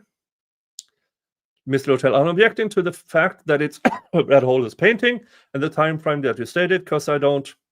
The court, so there's Mr. Luttrell, I heard no evidence to support that. The court, so it's the foundation you're objecting to. Yes, Your Honor. The court, okay, can you lay a foundation for it? Judge, I can. It's in. If you look at his deposition that I've tendered into evidence, Brad Holder's deposition, I asked him, and I can, if I got it back, I can tell you the page number, but he, Brad Holder, admits that it is his painting. Okay, well, the deposition was admitted in a very limited frame for pages 19 to 21. Mr. Baldwin, true. Well, I got it right here. I'll call Roland Purdy to the stand. Yeah, so I'm going to show that K is not admitted then, or J, I'm sorry, KKK is not admitted. Okay. Attorney James Luttrell, it's the court L. L is, okay, thank you, Judge. Mr. Luttrell, sorry, Judge. Witness sworn. Direct examination of Detective Roland Purdy. Question by Mr. Baldwin. Thank you for this surprise appearance. State your name for the record. Roland Richard Purdy. What do you do for a living? I'm a detective with the Indiana State Police. Did you work on the Delphi murder case? Yes, I did. Did you investigate at some point in time Brad Holder? He had been cleared, so I had looked at his Facebook, that type of thing, with the understanding that he'd been cleared already. Yeah, that wasn't the question, but you really, really had to put that in there, knowing now that he lied in his first interview. Legally redone is in Utah. Oh, you attended the university in Logan. All right. Well, I will make sure that I let people know when I am in Logan, and if there are any restaurant or anything in Logan, and let's have a meetup when I'm there. Continuing, yes, I did. Did you investigate? Blah, blah, blah. Okay, so you were familiar with the social media, is that correct? Yes. Okay, so I'm going to hand you what's been previously marked Defendant's Exhibit L. I want you to look at the middle, and tell me if that is recognizable to you. A, I had never seen this photo before, I think the deposition. I can't remember if you showed me this photo at the deposition back last August, but I've never seen this photo before. Conveniently. Okay, now, Mr. Baldwin, can I have the court you have, L? Okay, let me give that back, because I know when I came up, I promised I'd give it back. If I could have the one with the... I'm going to hand you Exhibit J. It's already admitted into evidence. Can you identify that for you? Yes, the left photo is a picture of Libby's deceased body. The right photo is pictures of bodies and stick formations that I believe was on Brad Holder's Facebook page. And you verified that in a previous deposition. Yes, that you saw that. What's on the right side photo is of Exhibit J. That was in Brad Holder's Facebook, yes, page. But your testimony today, and that's okay, that the one with the hanging man upside down, you don't remember seeing that. I don't remember seeing that one. Fair enough. Okay, I don't have any other questions. Mr. Luttrell. Thank you, Your Honor. Detective Purdy. Mr. Luttrell, if I may see Exhibit J. In reference to Exhibit J, you've indicated you're familiar with that photo. Yes. It's a side-by-side photo. One side is from the crime scene in this case. Yes. Where is the other photo from? I believe Facebook. And how do you know that? I believe I saw it on Facebook. Okay, and were you asked about it in your deposition? Yes, that was, I think it was referenced in August of, yes, 2023. That is correct. And you recognize that photograph as it's indicated. You thought it was dated some years before the crimes. Yes, I believe it was dated 2012. That's when it was posted on Facebook. Doesn't that make it more suspicious that Brad Holder drew an almost exact copy of how she was positioned? Isn't that weird? Now, had it been August, well, maybe he saw crime scene photo. But no, this was 5 years before. We know he drew how she was positioned. But not according to the state.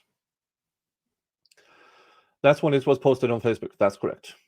Mr. Luttrell, thank you. No further question. Ms. Baldwin, just to supplement the record, because I think that's a limited photo, I'm going to ask one more question. Thank you. What is the proper thing to call you, detective? Detective is fine. Detective, thank you. This is Exhibit M. Can you tell me what that is? I believe that's the complete photo that was in the right half, what you showed me a little bit ago, the prior. And that's the one you saw on Brad Holder's Facebook post. Yes, okay. Move to admit. I'm sorry I didn't show that to them. Defendant's Exhibit M. This is the full photo of what was on Brad Holder's Facebook page. No objection? All right, without objection, M is admitted. I have no other questions. Mr. Luttrell, just one moment, Your Honor. Your Honor, if I may. I have some outside scope of direct questions for this witness that will allow him to be excused once we're finished with him at this time. Any objection? Mr. Baldwin, nothing. Okay, perfect. Go ahead. No, you're not done yet. Witness, okay. No, he's going to ask you some question outside the direct. That way, when he's done, then you're done, and then you can go for the day. Re-cross-examination. Detective Purdy, approximately what time frame did you work and assist on this investigation? Approximately March of 2017 to probably March of 2018. And prior to that, what was your assignment with the Indiana State Police? I was a detective with the State Police. I had been assigned to a FBI task force as a task force officer. During the process of becoming a task force officer, there's a background investigation, and there was a hold-up on my investigation. So they sent me to Delphi to help with the investigation while all of that was going on, while my investigation was being done. In the process of assisting during that approximately 1 year, did you interview Brad Holder? Yes. Where did that interview take place? Logansport Police Department. And did you ask him, and did you question him about the murders at Delphi? No. Why the fuck not? Would you tell the court what you did question him about and what did Brad Holder told you?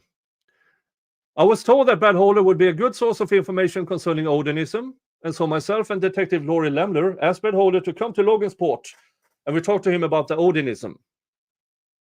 Was there anything shared by Brad Holder that shed light on who killed the victims in this murder? No. Did you write up a report? Not to my knowledge. And did you record that interview? I didn't have a recorder. If it was done by Laurie Lemler, and I called Laurie, and she didn't even remember the interview. This, I'm just putting it out there. Was Brad Holder an active snitch on the Vinlanders? And that is why he was cleared? Just putting it out there. Was Brad Holder an active snitch on the Vinlanders? On domestic terrorism? And as Rambo says, no video from Logansport either. Funny, everywhere they go, the cameras don't work. Yeah, very strange indeed. Everything seems to disappear. Was her understanding that it was not recorded as well? Yes. Have you ever come across a report or reference to a recording documenting this conversation you had with Brad Holder in Logansport? No. Do you have any reason to believe there's a recording out there that... No. Interview that did not cover the Delphi murders? No. Were you deposed? Well, you already testified you were deposed in August of 2023. And did you mention this interview of Brad Holder? Yes. And did you tell defense that you did not know if it was recorded, that you did not record it yourself, and had no record of it being recorded? That's correct. Did you tell the defense that you did not write up a report? Yes. This is so stupid. Why wouldn't you? Why? Well, if Brad Holder was an informant, then of course then it would make sense that there were no reports or no recordings. I sense a separate video about Brad Holder possibly being a snitch in the works.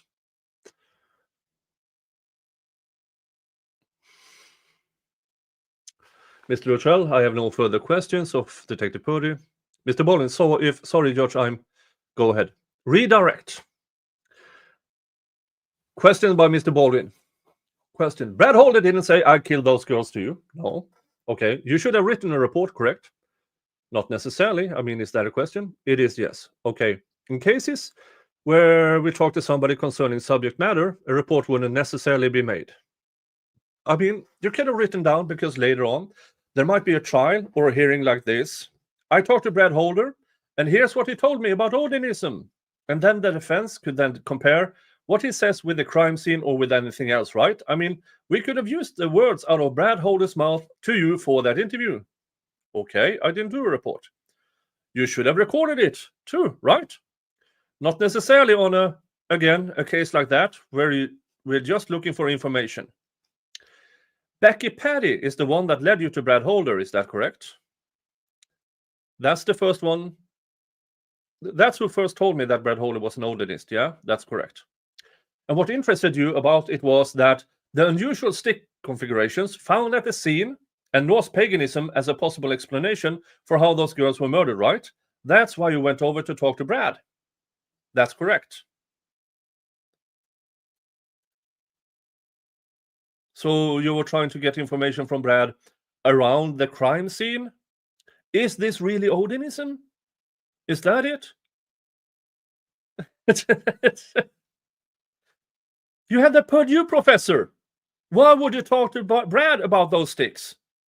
A civilian previously involved in a murder investigation. Why the fuck would you ask him about stick positioning when you have the Purdy professor? Defies logic said that makes so much sense if he's a snitch. Yeah, I agree. And you, that's correct. And you, or not, that's not why I talked to Brad, because I was told he has been cleared just for information from Brad concerning Odinism. Question, my gosh, did you go talk to Patrick Westfall about Odinism? No. Did you go talk to anybody else about Odinism? Yes. Who else? Tony Portwood. And he works for the state police. Yes. All right. The Beverly Shores police chief, and I don't recall her name. Okay. There was an Indianapolis officer who was also an Odinist. And we have spoken with him. So this is about a month or so after the girls died that you think you went and talked to. We don't have a report. I don't know the date. So let's try to narrow that down. It would have been August at some point, sometime during August. Laurie Lemler was only in Delphi, I believe, 1 month, and I believe that month was August in 2017. Thank you. Sorry? No, that's good. And I thought maybe I misunderstood you. I thought you said Laurie Lemler said she couldn't remember if it was recorded, right? Okay. She couldn't remember the interview at all. So if Brad Holder testified in his deposition that he thought it was recorded, he'd probably be mistaken, would be your thought. Probably mistaken. Okay. And if Brad Holder said that you asked him a lot of questions about Patrick Westfall, Would he be mistaken about that as well? I don't recall asking him about Patrick Westphal. Okay. Did you know Patrick Westphal's name? Yes.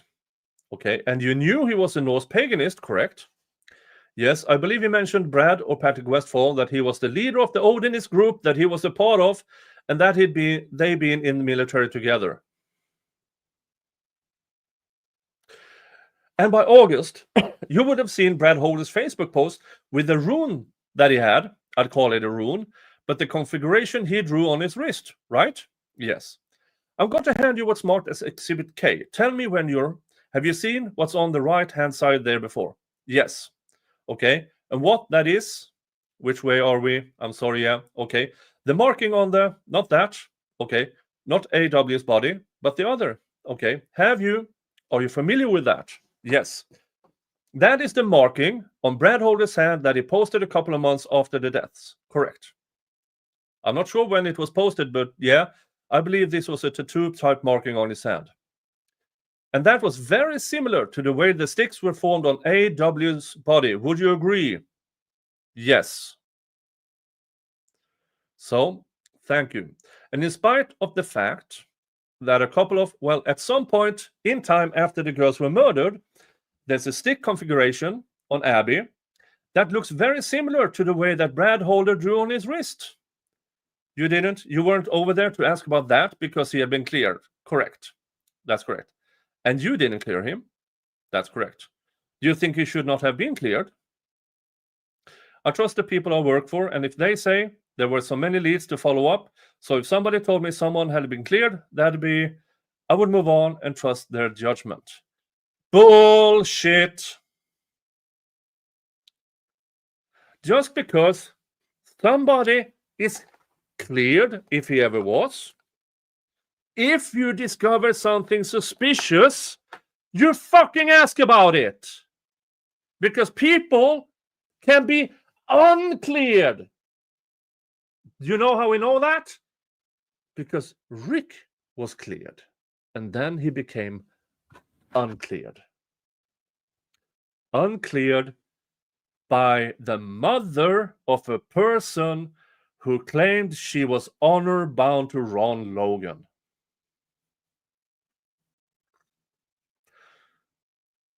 Just because somebody is currently cleared in a police investigation does not mean that new information can show up that is suspicious enough to warrant more investigation.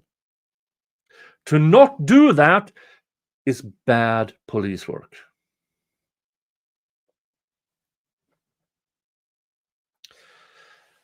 Question. And you also know about what I call the mimicked crime scene photo that you say was 2012 that was on Brad Holder's Facebook page. Yes, right. And that was similar. I mean, first of all, that's real weird, isn't it? Isn't it weird? Yes. And especially knowing that Libby's body is, posed similarly to the way that lady was posed on his Facebook page, right? Yes.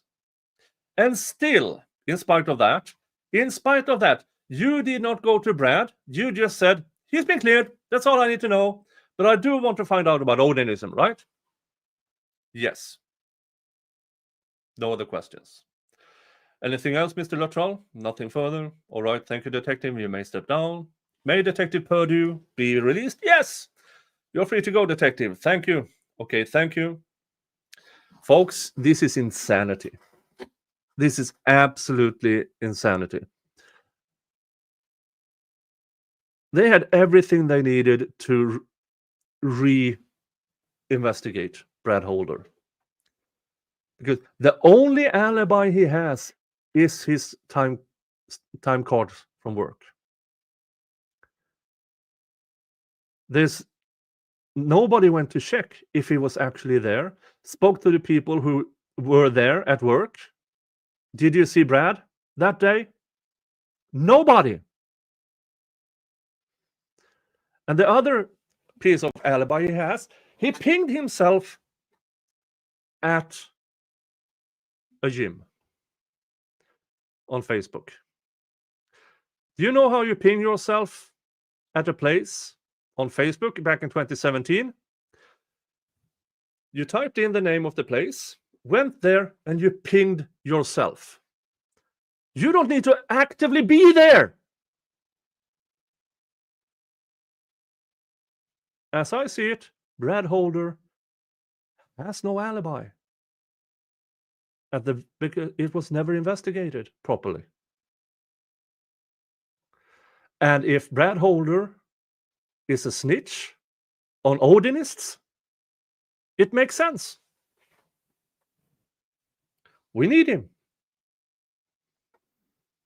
We need him. Let's clear him. Because we are investigating a domestic terrorism group called the Vinlanders. And he's helping out with that.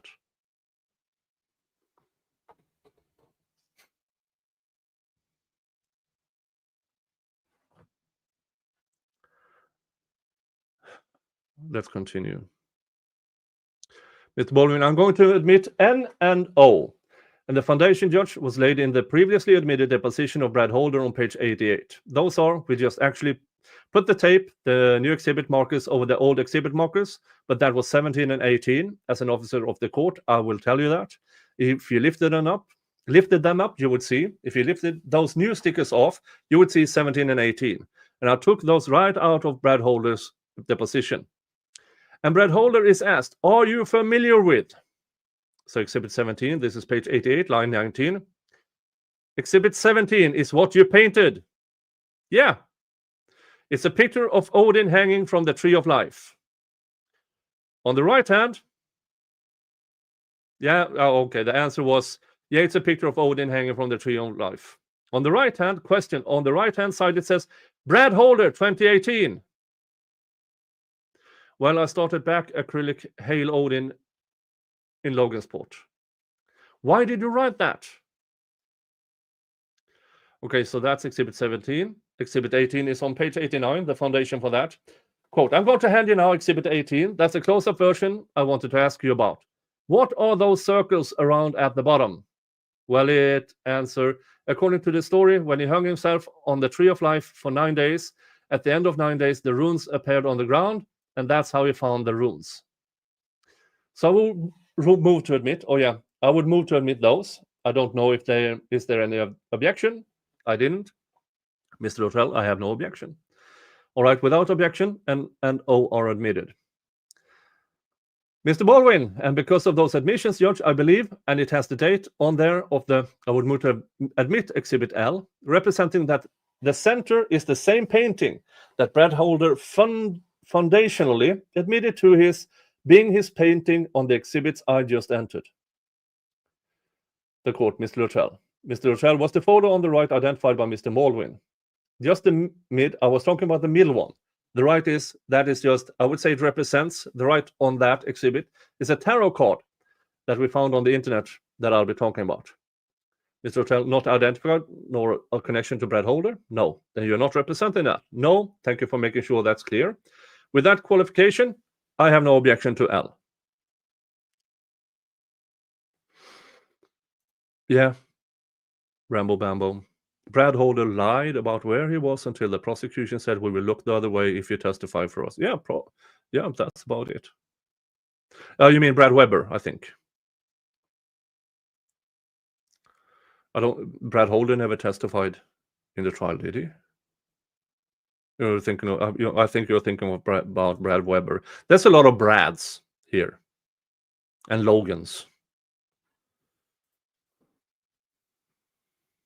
The court will write, with that qualification, L is admitted. Thank you. I'm going to admit a number of other documents. Inaudible. Inaudible number 27.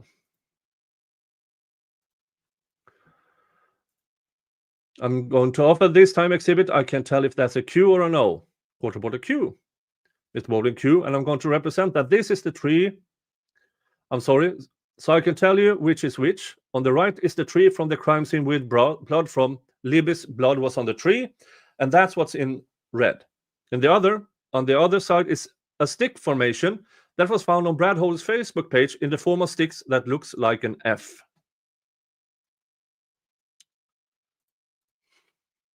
Yeah, it's the F tree or the rune.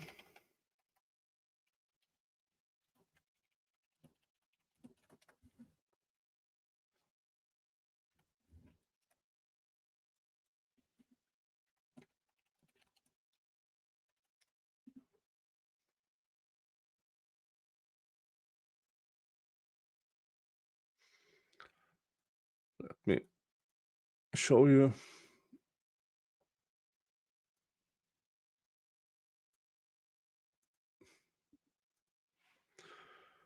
Hold on while I try to show you. Oh, there it is.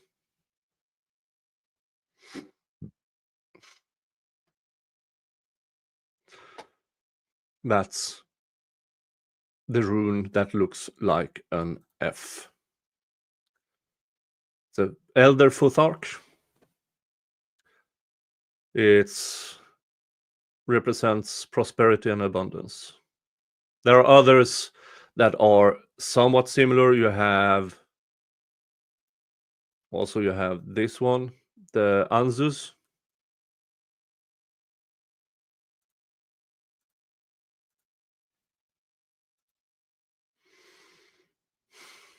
So there are a few that are somewhat similar.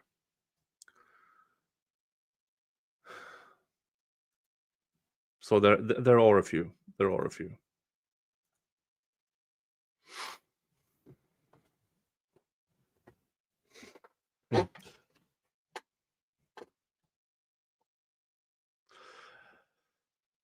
Any objection? No, Your Honor. Right, without objection. Q is admitted. Mr. Borden, gonna hand you Exhibit R.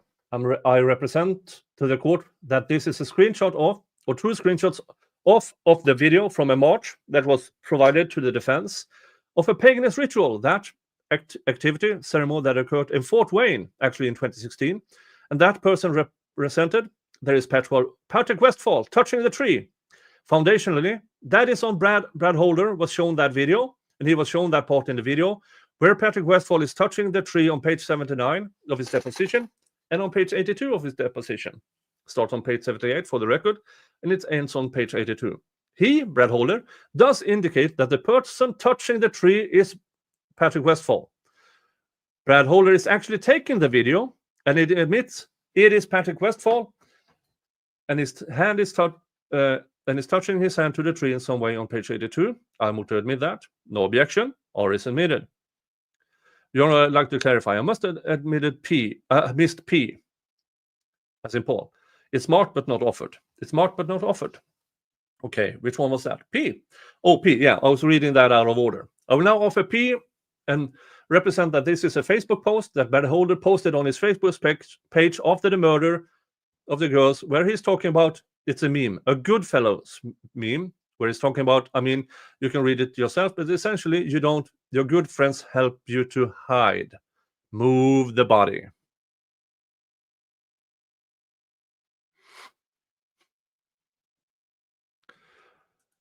Yes, Texas Senator, this is a bastardization of Nordic history. The few times, I mean, in old Nordic, in Aesir faith, there were rituals of very rare human sacrifice, and it was always volunteers. No kidnappings, no nothings, nothing of the sort. No murder by volunteers. Everything the Vinlander... Folks, the Vinlanders are diaper Nazis cosplaying as Aesir. They're not. It looks cool, so they use it, but they are diaper Nazis. Ugh. Now, does that mean these morons aren't dangerous? No, they are extremely dangerous, and they are cowards. They don't if they one-on-one, they run away like the cowards they are. In groups, they are absolutely dangerous. We know that because there is so much evidence in other cases all around the Midwest with Vinlanders and other fractions of so-called onanists that are actively committing crimes. I mean, it's included but not limited to handling with explosives and stuff.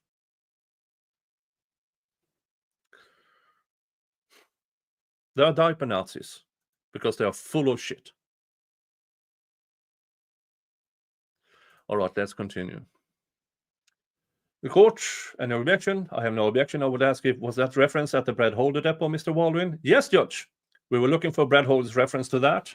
For the record, that is something we received from the state, and even the headings on it and so forth are not from the defense. That is all that how we received it from the state. Rather than hold up everything, I'll withdraw that at this time. I don't think they objected, but I can't remember that far back. He didn't object, but he wanted to know where in the depot it was mentioned. And we can move on. I have no objection to it. Oh, okay, thank you. You can let me know the page. Mr. Baldwin, inaudible. Because Jody, her hearing is so bad. Inaudible, number 28. Defendant's Exhibit P admitted. Mr. Baldwin, before I put on my next witness, I wanted to do this before I forget. Ask the court to take judicial notice for purposes of this hearing of Franks 1 through 4. The date of filings are, Franks 1 is filed September 18th, 2023. Franks 3 filed March 13th, 2024. And Franks 4 filed April the 24th or the 29th, I think, of 2024. They did. My interns weren't able to find Franks number 2, but I believe it was filed October of 2023. I just don't have the exact date. I apologize. But I asked you to take judicial notice of those motions and the exhibits contained in all of those motions. The court will take judicial notice of the Franks motions that were filed 1 through 4 and note that the Franks 1 and 2 were denied by the court previously. You don't have to say that, you can't. It's just asking you to have judicial notice. They know they were denied without a hearing. And Franks 3 and 4 were filed March 13th and April 29th of 2024. Mr. Baldwin, call Kevin Murphy to the stand. Direct examination of Officer Kevin Murphy. Good afternoon. Afternoon. State your name for the record. Kevin Murphy. Kevin, what do you do for a living? I'm a police officer in Beverly Shores, Indiana. How long have you been at Beverly Shores? 2 years. What did you do prior to that? I worked briefly in court security in Porter County, Indiana, which is our courthouse. I substitute taught auto shop. I worked briefly at Valparaiso University. What about that? What about before that? I was with Indiana State Police from June 1995 to July of 2021. How many years is that? 26 and some change. And how did you leave the state police? Did you retire? Were you fired? That's what I'm getting at. I retired. Okay. And in your 27 years, did you ever have any write-ups or anything? Any problems or like a 553A allegation of misconduct? Sure. No. Okay. Did you ever work in any capacity on the Delphi murders, investigating the Delphi murders? Yes. Tell the judge about that, how you got involved and what you did. Around February 13th of 2017, I was made aware that 2 girls had gone missing. I offered, with other members of my task force, to be available if needed. And we got the call on Sunday night, which being the 19th, because we were here on Tuesday, the 21st of 2017. And what happened when you started getting involved in investigation? We met at the town hall where that was the command center at that point, and I met Kevin Hammond and Sheriff Liggett, and we started grabbing tips and just started hammering them out. Okay, and that was really early on, February of 2017. When did your time working on the case end? October 1st, 2019. So from 2017 to 2019, were you working on anything else, or was it pretty much just Delphi? I was on a task force at the FBI Merrillville, Sometimes we had terrorism detail to go out on, but if we didn't have something on the burner, then I was here. Okay. Have you ever heard of the name Brad Holder? Yes. Who is he? Brad Holder is a subject of interest in this case, was a subject of interest from very early on. Okay. And would you call him was he a suspect in this case? He was not considered a suspect in some circles. In the circle that I was part of, with the investigation we led, the answer to that is yes. Meaning, the task force didn't rule Brad Holder out. Locals did, or state police did. Okay, and why was he a suspect in the circles? Well, strike that. Let's define some of our terms here. Who were the circles you were talking about? Specifically, Greg Ferenczi, Terre Haute PD, he's now deceased, Todd Click, the assistant chief of Rushville Police, and myself. And when you were investigating the Delphi murders, who are you reporting to? We had a chain of command, of course, and I always reported to Jay Harper, a detective out of Lafayette Post. And would the same be said if you know for Greg Ferenczi? Would he follow the chain of command and go up to Dave Harper or someone else in unified command?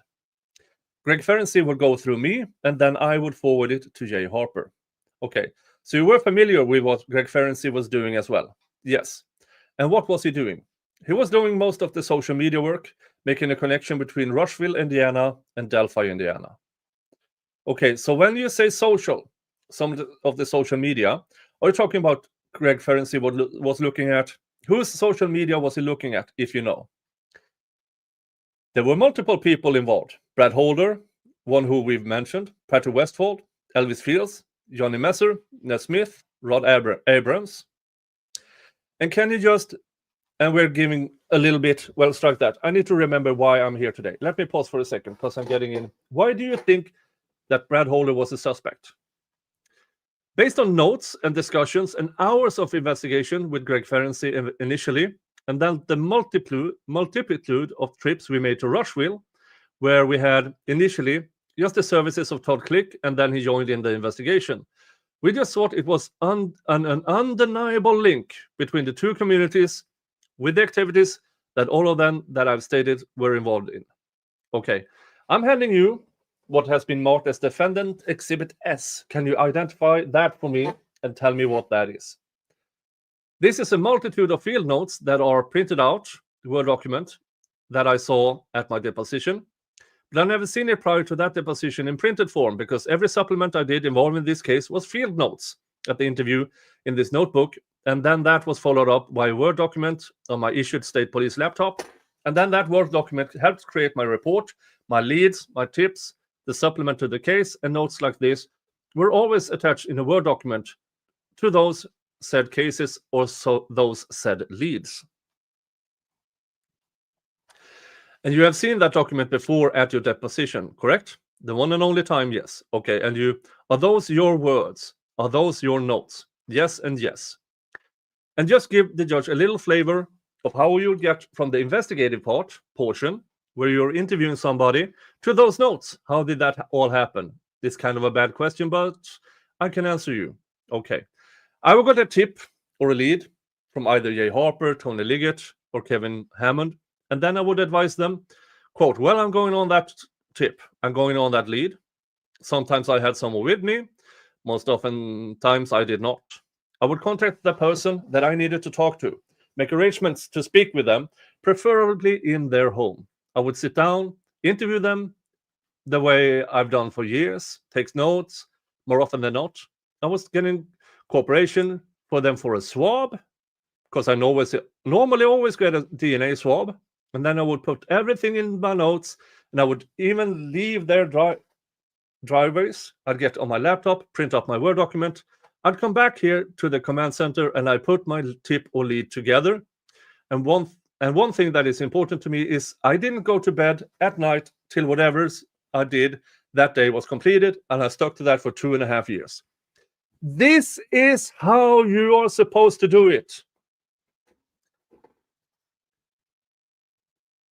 You get on a tip, you go there, You do what you do. You write everything fucking down. Not as Jerry Holeman does. I keep it in my head, in my kidney up here, or whatever he does. But state police, local PD, no reports. And if there were reports, much later. As you know, what they couldn't alter, what they couldn't hide, they either deleted or altered, because there were more or less zero notes or reports contemporaneous to the investigation in 2017 and 2018 and 2019. But here you have Murphy. Of course, this is how it's done. I'm going on this lead. I take notes. I make a summary of everything I did that day. Because someday it might be useful to somebody. But not the Indiana State Police, not Delphi Police Department. Because they're morons who are bad at their job. What is your memory of any linkage between, well, strike that, the very Miss Bowling. Well, I'd move to admit exhibit. What's the sticker number? The court S. S, as in Sam.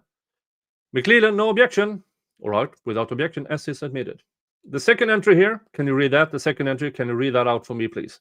February 2018, sir? Yes. Quote, Troopers Holeman and Murphy interview Elvis Fields at Rushville PD. Elvis denied being part of any murders in Delphi.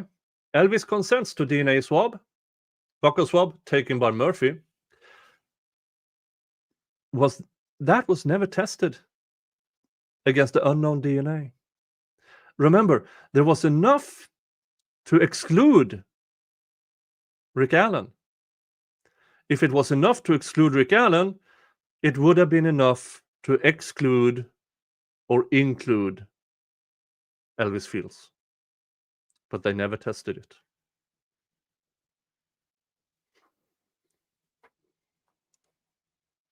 Elvis ends the interview stating he is tired and wants to go home. Murphy drops off Elvis at his residence in Trailer Park. Elvis exits car and starts walking towards his trailer. Elvis then turns around and comes back to Murphy's car.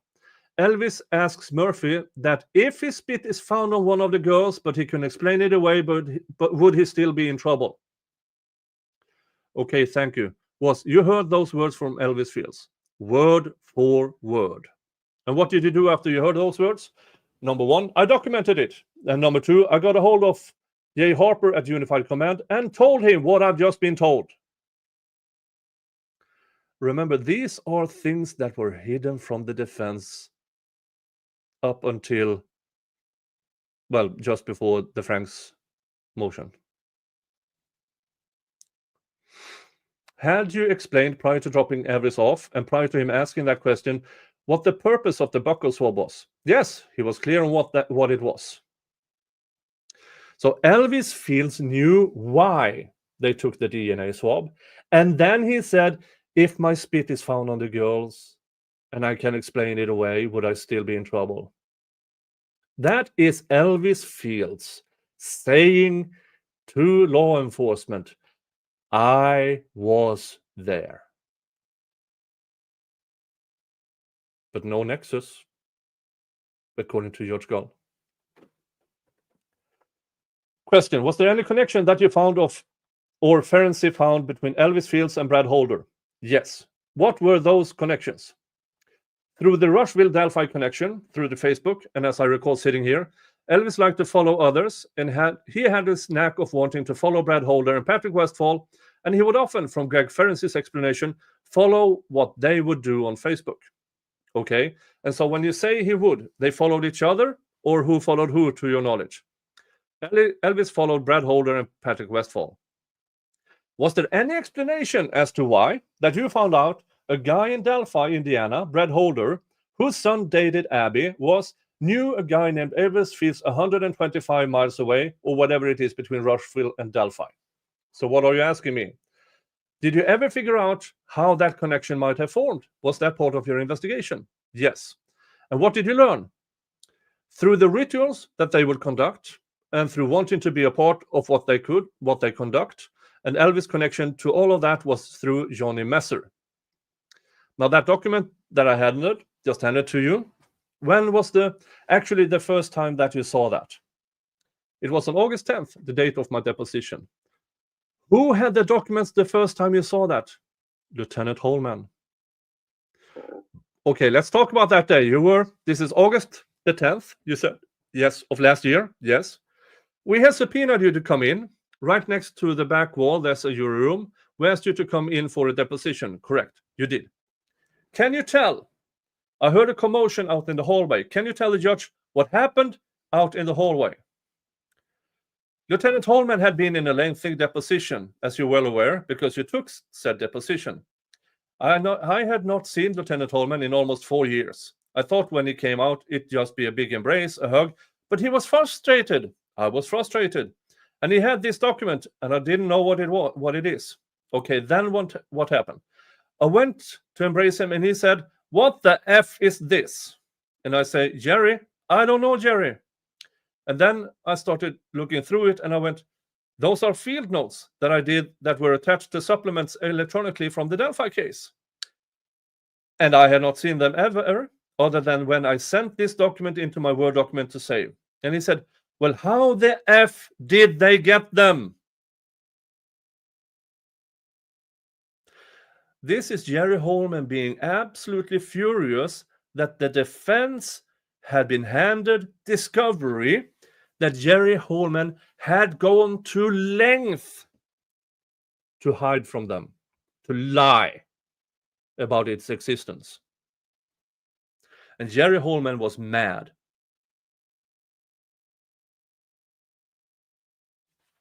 Explain that. Why would Jerry Holeman be mad at the defense having information that they had a right to have? Well, I will tell you why. Because Jerry Holeman knows that everything he did to Rick Allen was bullshit. Everything. He knows. He might have realized it a bit later that it was bullshit. But now he's too deeply involved in the fabrication of the case against Rick Allen. And to make that case stronger, he had to hide things together with McLellan, hide things from the defense. But they still got a hold of it. That is why Jerry Holeman was mad here.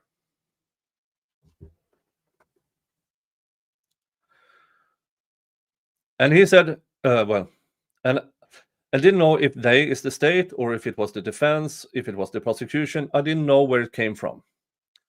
Question. So it was first, what the F is this? And then how the F did they get it? Is that right? Well, yes. But you're talking about two football coaches just in the heat of the moment being upset with, a little bit. So, yeah. It was pretty heated in that hallway. Very briefly, but so it was a brief amount of heat for a brief, yes. Mr. McLellan?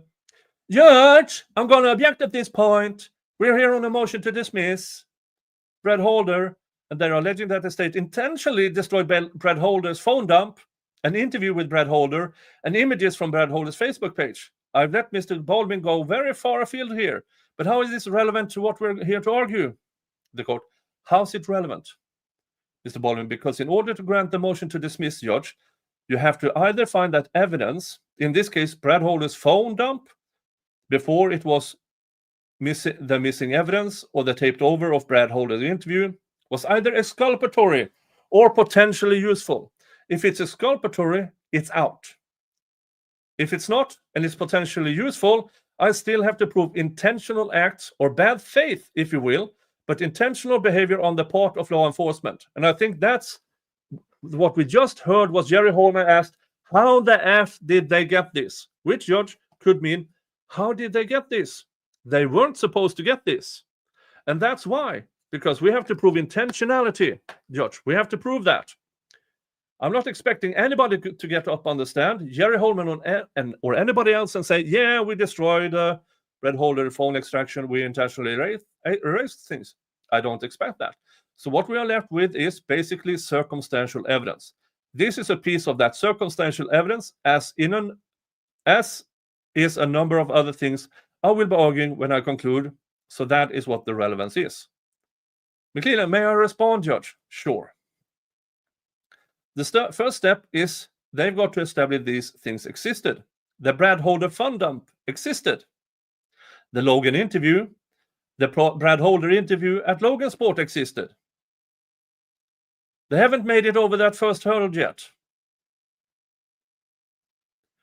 And I don't know how any of this is relevant to whether those things existed, and then show that the state somehow or law enforcement intentionally erased those or covered those up or withheld those. I don't see how any of this is relevant to the motion to dismiss. It may be relevant to third-party motive later, but I don't see how it's relevant to the motion we're here to argue right now, Judge. The court, is this going to get tied up at some point in time? Where I'm done with it, actually. That's not my question. Oh yeah, absolutely. I mean, on my final summation, I'll be tying everything together. All right, I'll give you a little leeway, but we're getting really far afield. No, this is not far afield. This is Jerry Holeman yelling at a fellow law enforcement about pieces of evidence Jerry Holeman says they should not have. It's absolutely relevant. Mr. Baldwin, okay, and I'm going to be tying it up with my final summation. So, are you done? Yes, with your direct. Another question, McLeland. Thank you, Judge. McLeland, Officer Murphy, good afternoon. Did you ever personally interview Brad Holder? I've never met Brad Holder or spoke to Brad Holder. And so safe to say you never asked Brad Holder for his phone to be able to dump his phone? Never. Okay, and did you ever examine Brad Holder's Facebook page? No? I don't know how to do that kind of stuff. Okay. And I don't want to get too far from the motion, but some of the question Mr. Baldwin asked you is about, you interviewed these various people. Folks, it's because the person who did either don't want to admit to it, and the person checking the Facebook pages and everything is dead. Greg Ferenczi is dead. The only way to get that information in is through other people.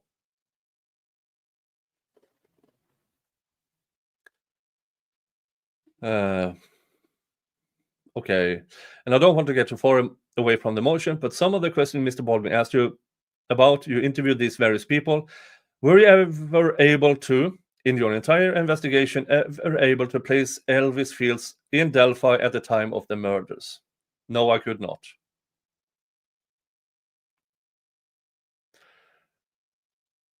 That was not his priority. It was finding connections. The people staked by finding it are the same people who then hid it from the defense. What about Brad Holder in Delphi at the time of the murders? No. Again, not his responsibility. We now know that at best Brad Holder's alibi, which is only his work timestamp and himself self-pinging at the gym. That's the only thing, which is sketchy at best. Did you ever gather any information through investigation that there was evidence related to the murders on Brad Holder's phone? No. Did you ever gather any evidence in your investigation that there was any evidence related to the murder on Brad Holder's Facebook page? I never saw Brad Holder's Facebook page prior to my deposition. And you had nothing to do with an interview of Brad Holder at Logan Sport Police Department. I didn't know it happened. Yeah. Mr. McLeland, just a moment, Judge. I don't have any other question, Judge. The court. Okay, Mr. Baldwin, no other questions. All right, thank you, officer. You may step down. Could we retrieve that exhibit, please? I'll take that. The witness, Your Honor, I apologize. No, that's all right. Thank you, sir. Mr. Baldwin. Lastly, Judge, I would ask the court to take judicial notice of a finding of this court on June the 20th, 2023, which is a report by Tony Liggett concerning the transportation of Robert Baston, or the non-transportation of Robert Baston, why he was not transported. It was filed in this court on June 20th, 2023. And also, I would ask the court to take judicial notice of, I believe it's a May 31st order of judgment of the court denying our second motion, denying disqualification. I will tie that up in our argument as well. May 31st of what year? It's called Order of Judgment of the Court, and it was for, no, answer my question. May 31st of what year? I'm sorry, 2024. Okay, I will take judicial notice of June 20th, 2023, and May 31st, 2024. And with that, the defense has no other evidence on this issue, the motion to dismiss. Does the state have any evidence to present? Mr. Luttrell, yes, Your Honor, we will call Lieutenant Holeman. And folks, when Lieutenant Holeman is here, it is time to present to you Arthur Holeman, alleged third cousin by inbred marriage. Hold on while I fix this.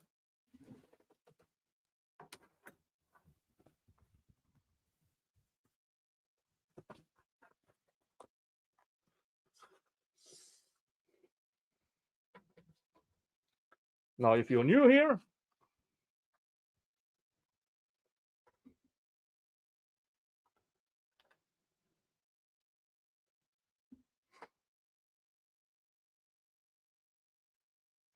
hello, Arthur Holeman.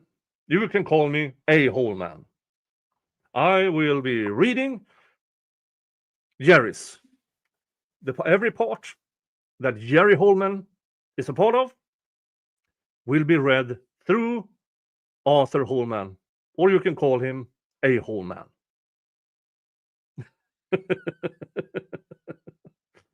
All right. For the record, state your name. Jerry Holeman. H-O-L-E-M-A-N.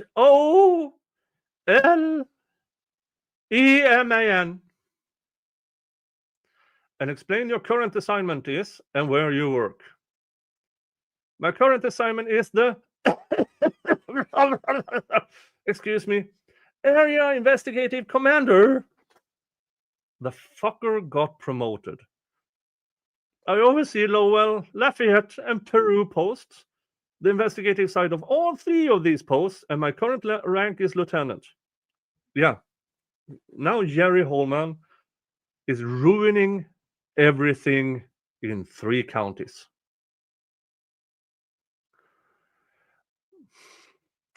And you testified previously regarding in deposition and in hearings regarding your role in these murders. Is that correct? Yes. At the time of the investigation, I was first sergeant, which is the Dick of Lafayette Post, which oversees all criminal investigations. And you were part of the central command or in command of this? Yes, I was.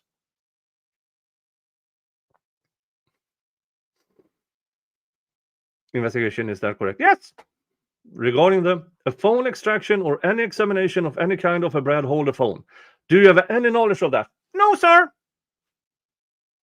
Have you observed any records or any evidence that such an extraction ever occurred? No, sir. Regarding the interview by Detectives Lemler and Purdy at Logansport PD of Brad Holder sometime later in the last summer or fall 2017, do you have any information about the records or reports or recordings of that interview or conversation? No, I do not. I didn't recall. I never knew that they went over and interviewed him. During that time frame, I was at a training. I think I took vacation in September, started training in October, finished in training in December. I think I came back middle of January. So I wasn't involved in that investigation during those 14 weeks. I was at the FBI National Academy in Quantico, Virginia. How the fuck could they let this asshole in? somebody needs to contact Quantico Virginia and get a hold of his. No, they will never release that. But somebody who went to the same training, please come forward and tell us about Jerry Holeman's conduct, if he's even trainable. Question. What I understand, if Detective Purdy's memory is correct, he said he believed August of 2017, but regardless, you were not aware or have no recordings of that conversation with Brad Holder. Yeah, I have no knowledge of the interview happening or any recordings whatsoever. Folks, does my snitch theory make more sense now? I think it does.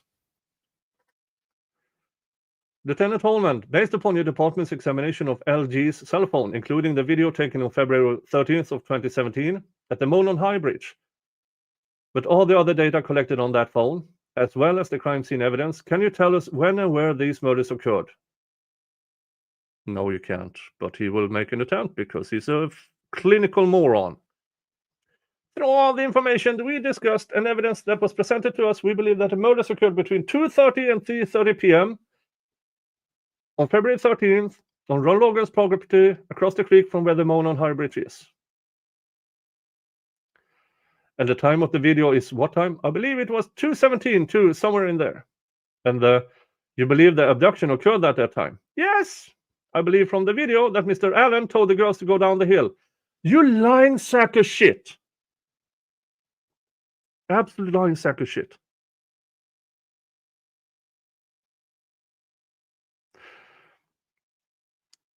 One thing that has been exposed recently is that the program they used for the video and the pictures, one of these programs has a built-in application that can calculate height. So we now know, what is it, 9 months later, that when they testified to in court that they didn't do a height estimate, that it would cost $10,000, was a fucking lie. Because one of the programs they used for the video had that thing built in. They could have just pressed that calculate and they would have gotten a result for fucking free. And they didn't.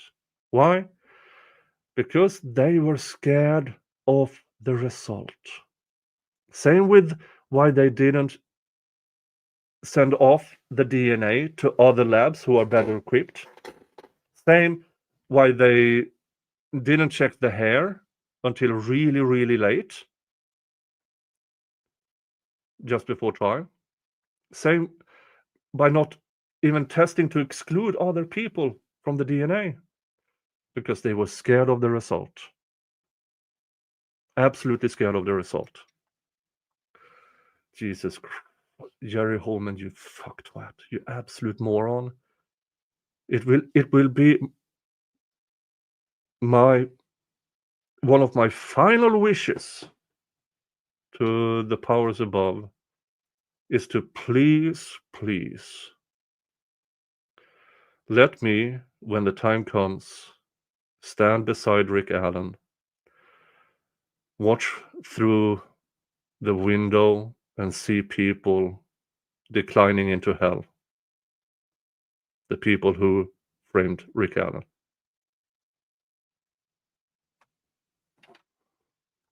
Yes, true crime addicted. They could have done the height analysis all along.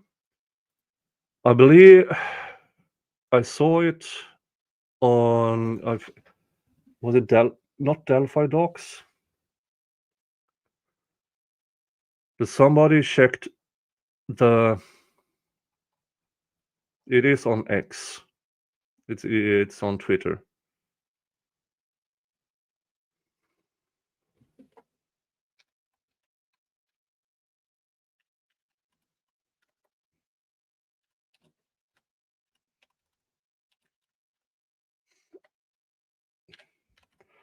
Let's see if I can find it real quick.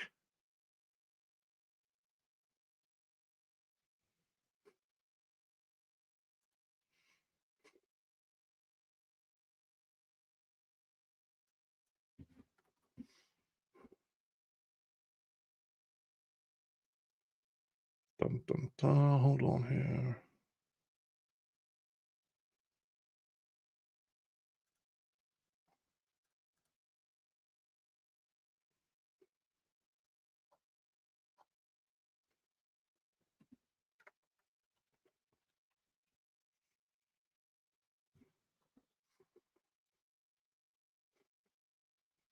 Thank you, Oracle Cat. Yeah, mentioned recently as well. Can't remember who posted it.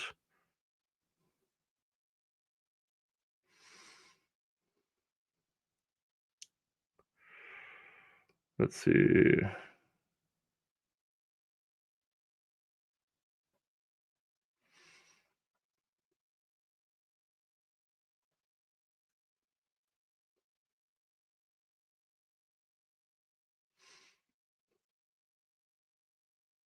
Hold on here while I try to locate it.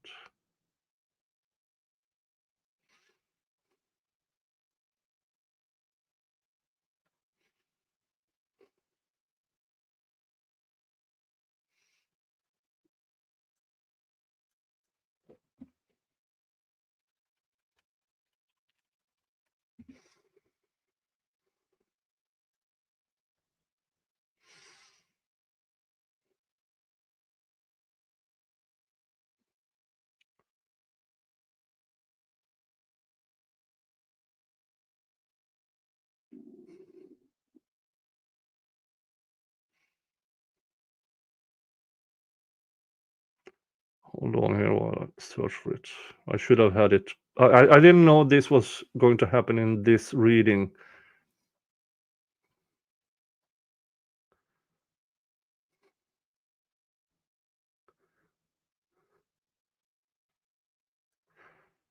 Then what was the pro?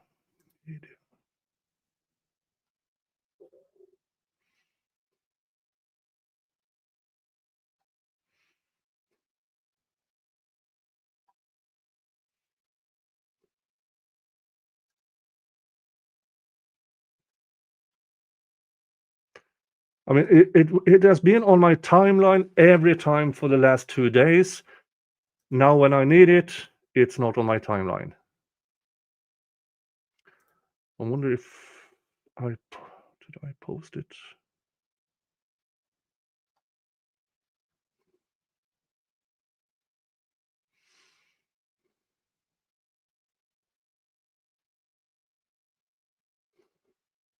Darn it. All eyes.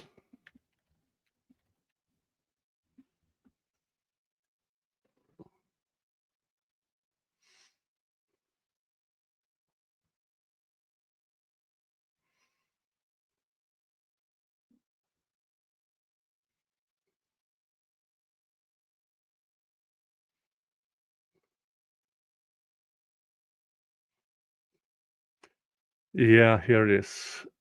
They used Officer Chapman said he used Axon 5 to enhance the image. A5 had built-in height analysis tools used by law enforcement across the country. The software included photogrammetry and other features for outside spaces.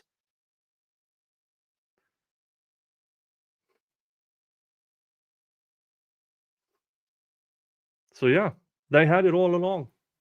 All the way back in 2017, they had built in the Axon 5 program, which they used for the images and the video. They could have done, just click it, height analysis.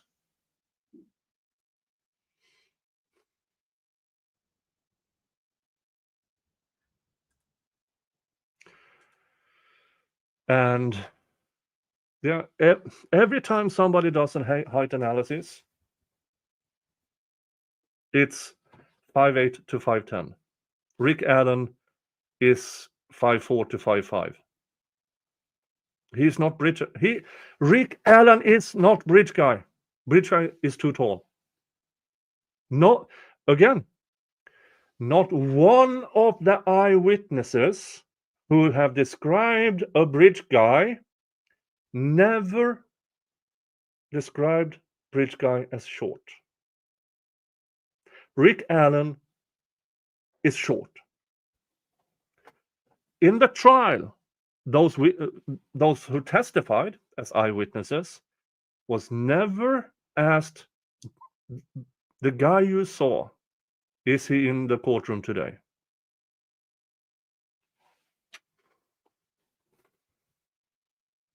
By the prosecution. Now the argument against, well, the defense didn't either. No, because one, they don't have to, and two, why take the risk? If some of the eyewitnesses lies and said, yeah, that's him. But the issue here is that the prosecution didn't, because they were scared of the answer, just as they were scared of the what would the DNA test result be if they started to compare with others. Why did they hide the Odinist theory in its entirety to defense? Well, because they were scared. All right, let's continue. You believe that the murders occurred somewhere within that hour or so? I believe so, yes. And is that based upon your review of the evidence, specifically the evidence that I've summarized, the cell phone data, the crimes in evidence? Yes. Except that Rick's DNA, not on the scene. No fingerprints. Only claims of Jerry Holeman. That's all it is. Mr. Baldwin introduced an exhibit a little bit ago from Agents Paul's report of the interview February 17th, 2017 of Brad Holder. Are you familiar with that? Yes. To your knowledge, where did Brad Holder claim that he was on the afternoon of February 13th? He claimed to be at work at the Liberty landfill in Buffalo, Indiana. Are you familiar with Buffalo, Indiana and landfill? Yes. Do you know approximately how far it is from the Monon Bridge area to Delphi? 35-minute drive. Didn't he indicate where else he was after work when he was speaking to the officers? Yes, he did. He told them that he went to a workout facility in Logansport, Indiana. I'm going to hand you what Smart State 7 states for. Can you identify what that is? Sorry, this is an email from, looks like Michael. It's basically the check-in times at work at any time in Logansport, Indiana. I believe that's I'm sorry. This is his work records. Sorry about that. From where? Liberty landfill. The facility in Buffalo, Indiana. Yes. And Exhibit 5, since you mentioned, yeah, the work fitness place. Yes, this is a login. They have a key fob login system. And this is the time he checked in at the workout anytime in Logansport, Indiana. Folks.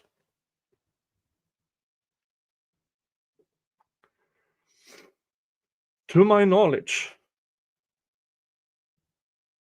that was Brad who supplied that. They didn't supply it independently from the workout anytime.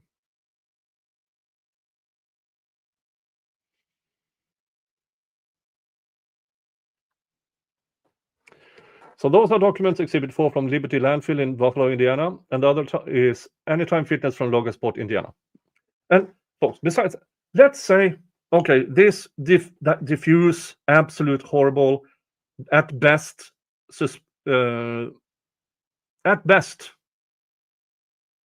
all you have is someone logging in. And that is if you still believe that the girls were killed at between 2:30 and 3:30 p.m. There's actually zero evidence of the girls being killed at that time. One of the reasons is the medical examiner never did a temperature test on the girls to at least try to pinpoint the time of death. For some fucked up reason, this medical examiner, and listen to this, didn't use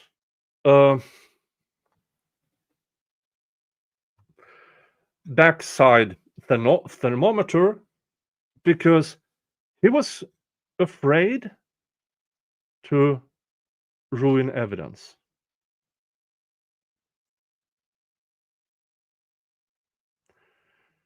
Which is it's insanely stupid. First of all, anything you probe with is then evidence in itself. You put it in a bag to save whatever's on there. So what did he expect, this medical examiner, in the rectums, if he was afraid to destroy evidence? What did he expect? Was there any signs of anything? If not, what then? Why not? One of the most important things in a murder investigation, to include and exclude things and people, is time of death.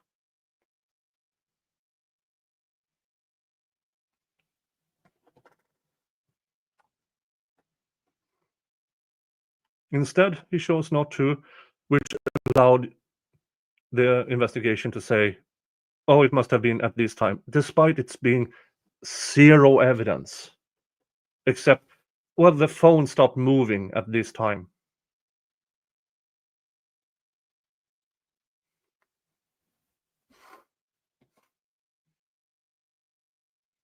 Would forensic entomology have any value in that short time frame? I don't think so.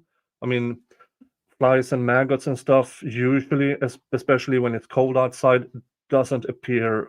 I mean, we're talking about days. Hi, here's Ian. Yeah, it's Jerry Holeman testifying. And when Jerry Holeman testifies, this goes on. So I'm addressing his testimony as his third cousin by inbred marriage. Hey, Holeman, Arthur Holeman.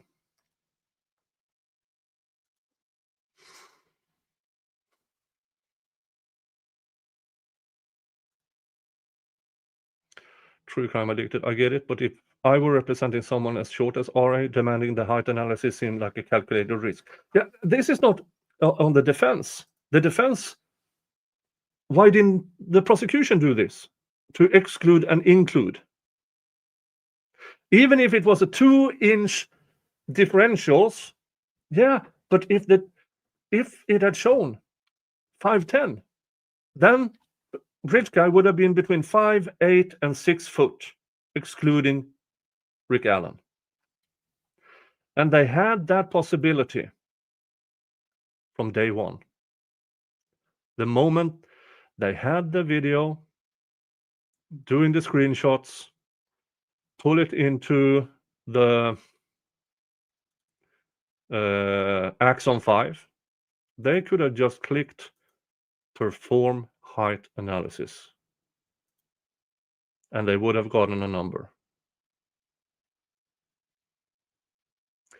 And if that would have come back uncertain, yeah, then they would at least have had that. But they never did. At least what we know. They might have done it, they just haven't told us or told the defense. Because I don't, as of this time and for some time, we know they are lying. We know they are destroying evidence. We know they are altering evidence.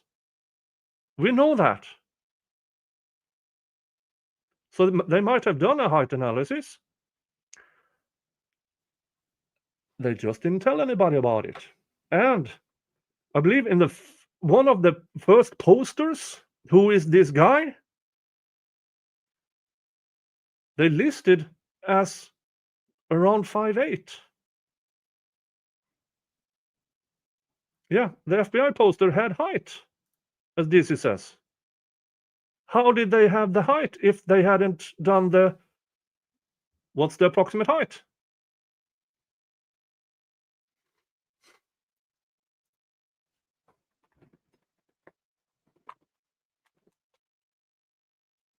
let's get back to this. So these are documents, Exhibit 4 from Liberty Landfill, and the other is Anytime Fitness. Yes, workout anytime, Logan Spot, Indiana. Of exhibits offered, no objection, blah, blah, blah. And if you would indicate the court, what does Exhibit 4 say about Brad Hall's work hours on February 13th? He clocked in 4:55 a.m., clocked out 2:12 p.m. for lunch, clocked back in at 12:42, and then clocked back out at 2:45 p.m.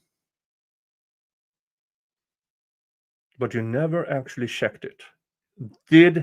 Was it actually him? Or did he ask somebody, hey, I need to run some errands. Can you please? I have to do a lot of errands after lunch. Can you please clock in for me? We don't know, because they never went to check. In terms of Exhibit 5, when does it say that he entered workout anytime facility? He arrived at the facility 4:08 p.m. In the Brad Hawley deposition that the defense took, are you familiar with the fact that he indicated that he believed his phone had been handed over to the police? Yes. And did he also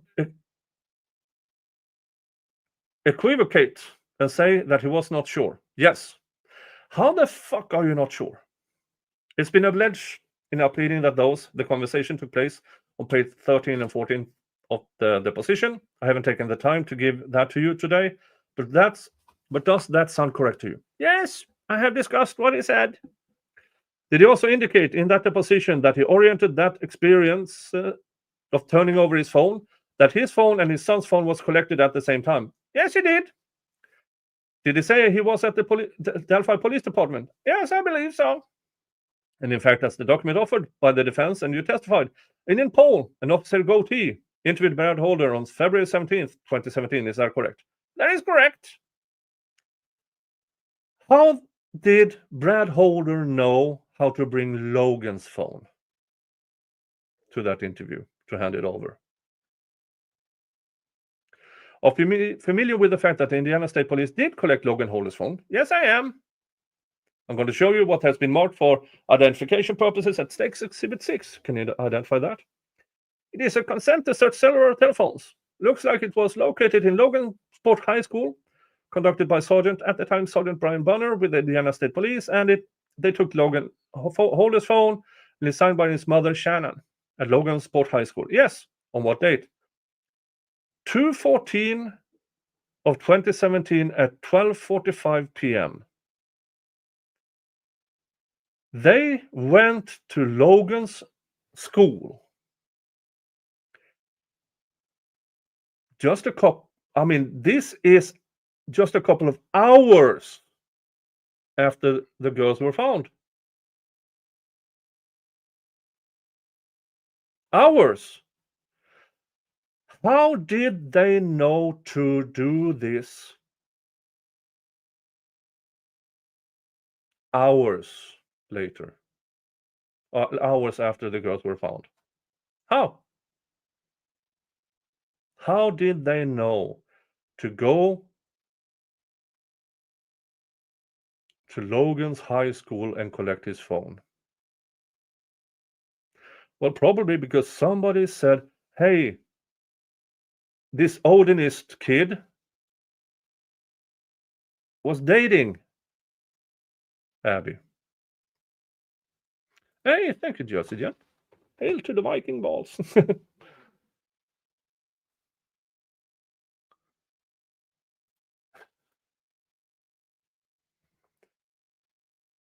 Mr. Luttrell, I move the admission of Exhibit 6. No objection. 6 admitted without objection. Is it your understanding, based upon this documentation and the work of Sergeant Bunner, that the Indiana State Police collected the Logan Holder phone at Logan's Sport High School on February 14th, not at the Delphi Police Department on February 17th? Okay. I mean, just a couple of hours after the girls were found, they were at his high school taking his phone. That is correct. In fact, did Sergeant Bunner document and indicated why he was at Logan Sport High School on February 14th, approximately noon, to collect Logan Holder's phone? And was it while he was present at the high school that he learned that the girls' bodies had been discovered? Yes, he did. Sergeant Bunner would have arrived at Logansport High School with the intent to obtain this phone, if possible, in order to assist in the searching for the girls. Is that correct? That is correct, yes. Nothing further. Mr. Baldwin.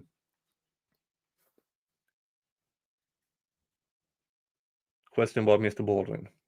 Law enforcement believes that once Richard Allen left the scene, he never came back on the 14th. Is that right?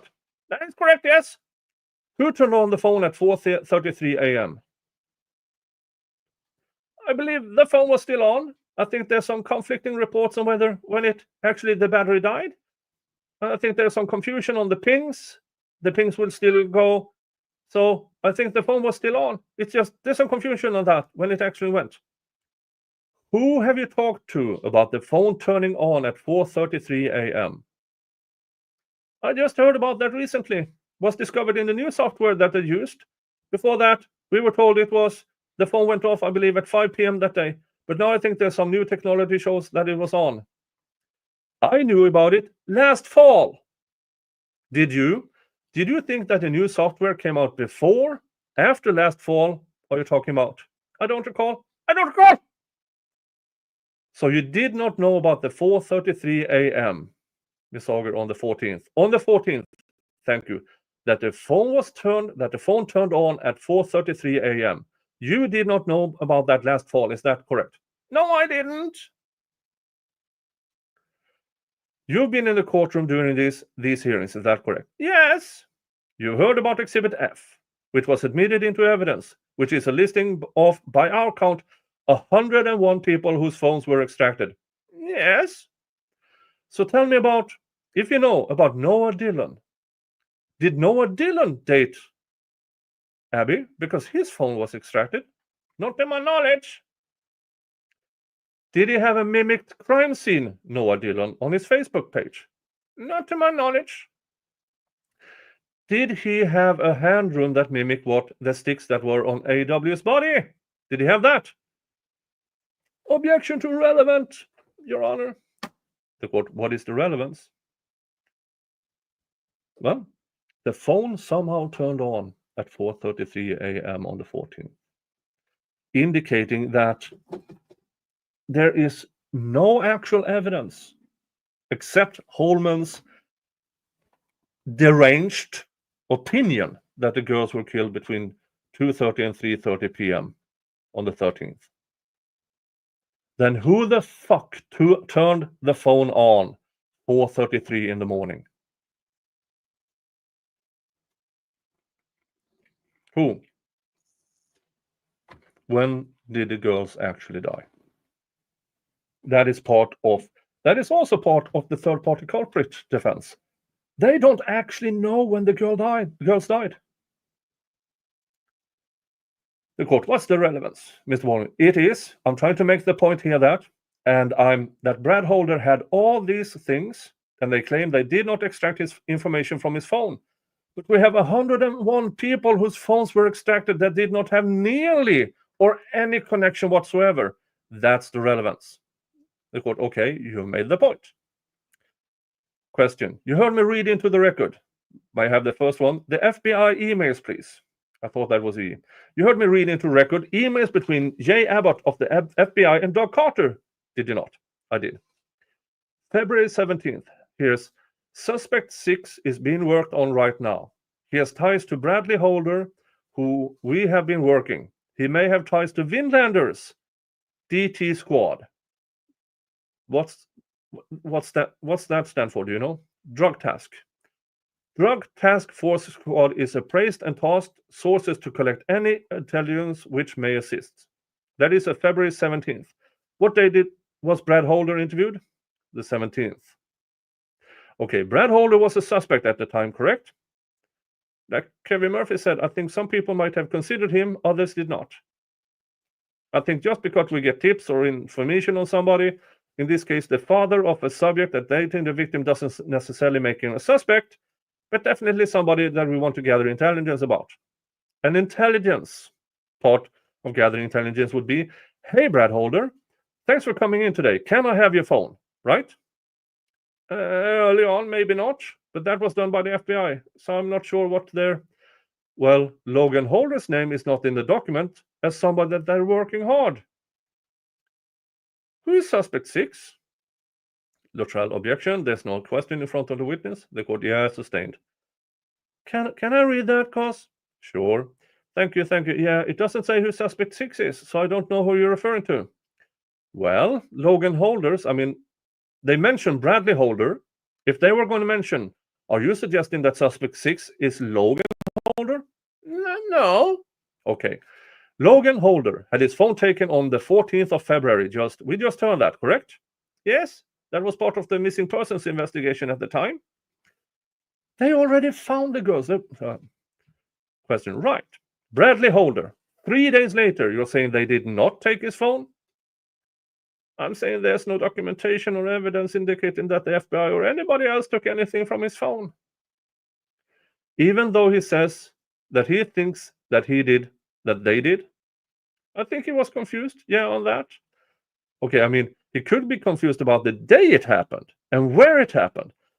When I think what he said is, Logan and I turned it over at the same time.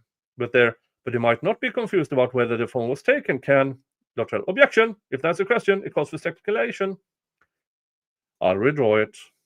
Question, would you agree with me that Lemler and Purdy should have recorded the interview in Cass County at Logansport? No, I would not. How? Can you give me this? What about a report? Should they have written a report? As Detective Purdy said, when you're just gaining information about a subject matter, the state police does not require you to document that information. So I would say most detectives would not have documented when they're just trying to gain subject matter. What an absolute pile of bullshit. What an absolute pile of bullshit.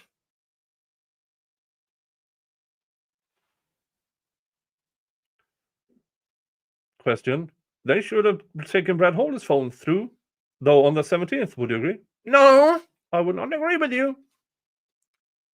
You would have taken his phone, were you? No, I don't know if I would have or not. But at that time, he was the father of the boy that was dating Abby, the victim. So we're just getting information from them, and we didn't get the information, get the other information until later. Yeah. But you still got phones which you did extractions of 101 people, but the father of the boy who dated the victim, you didn't? I mean, you see here how absolutely retarded this sounds when it's written out. That Jerry Holeman says, no. Mr. Baldwin, no other questions. Mr. Luttrell, nothing, Your Honor. Thank you. All right, thank you. You may step down. Thank you. We have no further evidence. Does the defense have any further evidence? No, Your Honor. Just argument. So, just argument. Okay. Do you want to proceed into argument, or do you need to take a break? A break would be good. All right. It's about 3:10, so why don't we take about 15 minutes? Okay. Thank you. All right. See you back here in about 15 minutes. Jody, you can go off the record. Off record? On record. The court. Okay. We are back on the record. When we took our break, counsel have indicated that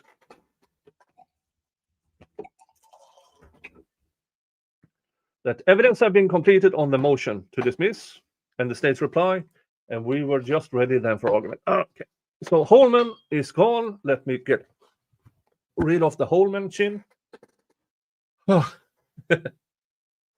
Yes, folks. Every time Jerry Holeman is testifying or arguing or anything, the ball chin goes on.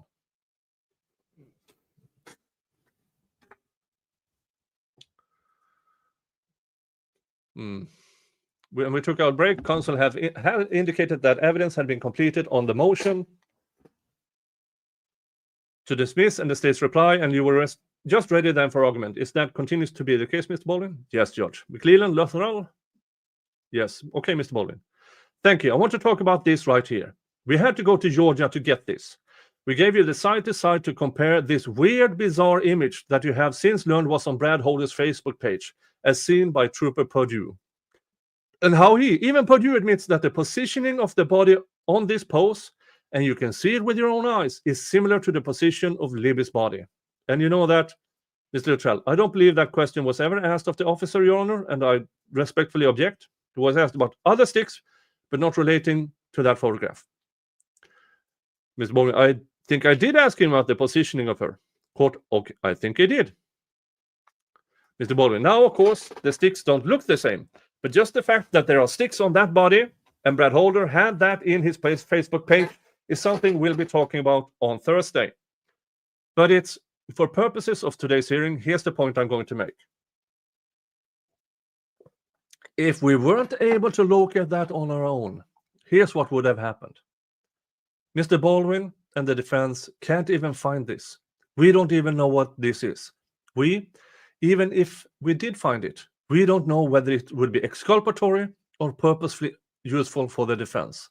See, this is why it's when we can't find something, when something is not provided to us, we have to take them at their word about it actually ever existing or not existing. This existed.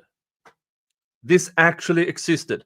And we had to drive down to Georgia to get it. And I respectfully disagree with Mr. McClelland that this is not, well, I believe it is exculpatory, as it points to a third-party suspect. In that regard, it is exculpatory, and it is, at the minimum, useful.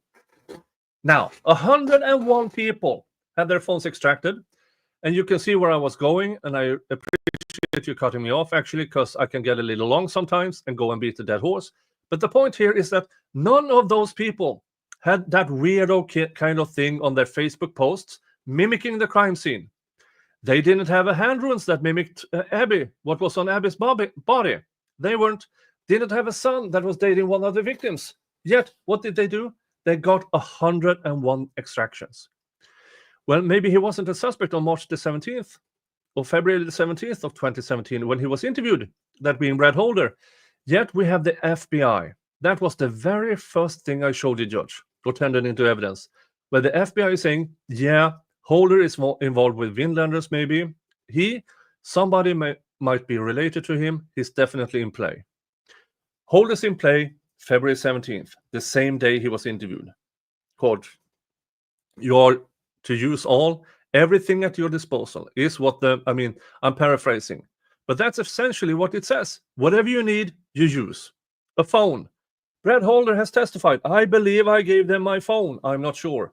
It makes sense that he turned his phone over. It just makes sense. It's somewhat the worst. With all respect for Lieutenant Holeman to stand up here and say that it was, unimportant or whatever he said, I wouldn't have gotten the phone. It's not a big deal that the phone didn't. It's not. With everything that we have seen and everything that we know, that is just wrong. I don't know how you actually can trust him after he says that honestly, and therefore, this is just less than 10% of what they got, of people that every Tom, Dick, and Harry that had nothing to do with this case. But Brad Holder, the guy who, on February 17th, who says he gave his phone over, which makes sense, we don't have the phone. And you know what? We can't do anything about it other than make these arguments. That's all we can do. They say that they didn't, that they never took the phone. He says he didn't need to take the phone and get it extracted. And here we are. We have these, which gives us, except for a few of them, no value at all. But Brad Holder's would have. Here's what we don't have, Judge. And this came in through evidence. Video of Brad Holder's first interview, gone. We know that. It's gone. We don't know what happened to that. Well, it was taped over. Video of Logan Holder's interview. He was interviewed. We don't have that. Data from Brad Holder's phone extraction. Either they got it and we didn't get it, or they didn't get his phone. The video from Brad Holder's second interview. Well, they're going to say they never interviewed him. And I want to talk about that for a second. You heard Roland Purdy, Detective Purdy, and I appreciate his honesty. He admitted that the hand rune resembled the sticks on Abby. He admitted that this fake crime scene, both of these on Brad Holder's Facebook page, resembled the crime scene, the way that Libo was positioned. But when he went in to interview Brad Holder, August of 2017, and he says, and I believe him, he was just going to talk about Odinism. Hey, Brad, how's Odinism? I just want to learn a little bit about it. I'm not going to ask you about this thing on your Facebook page, or the hand rune that was on there, or the upside, the hanging man that resemble. Also, by the way, please look at the positioning of Abby's body and the positioning of the way that Brad Holder drew that very weird image painting. The positioning is eerily similar. It is eerily similar that it happened. It was painted almost a year to the day of her death. But when Trooper Purdy, Detective Purdy, went there, he claims that all he did was talk about what Odin is. Brad Holder says, no, I talked to him. He asked in his deposition, which is in evidence. He talked about Patrick Westfall. That's what, whoever talked to me, he talked to me about Patrick Westfall. He says, no, it was about Odinism. And I'm going to move on because I'm beating that dead horse right now. But it's hard for me to understand how you don't go there and ask about this and the other things and the sticks that are on the bodies and his fascination with sticks. But we're never going to know because they say they never took notes. And Lieutenant Holeman says, well, he didn't need to. It's not necessary. Didn't need to tape record it. Not necessary. This is what we're up against. Notice that all these items that we are talking about relate to one person, Brad Holder. Let me look at what other evidence we brought in and see if I want to comment on it.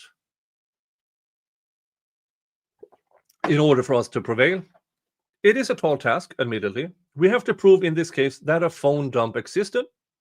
And I already told you why. You know, how we are attempting to do that is through this and through the illogic and through the FBI emails that they had the ability to. Brad Holder saying that I turned my phone over. And just all of that and just common sense and logic. And again, I would ask you to really take into account Lieutenant Holman's claim that it was not necessary to take Brad Holder's phone. And is that an honest answer?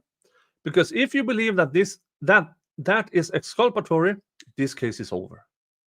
If you believe that the evidence is, useful for the defense, I always struggle with that phrase, then we have to prove that there's an intentionality here. And I would think that Brad Holder's, yeah, thank you.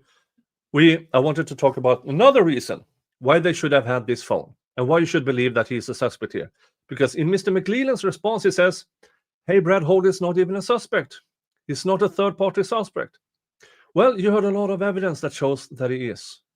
You heard from Kevin Murphy, for one, that said there's a group of officers that said that he was. And here's another thing. And this is why it's potentially useful. That's the phrase.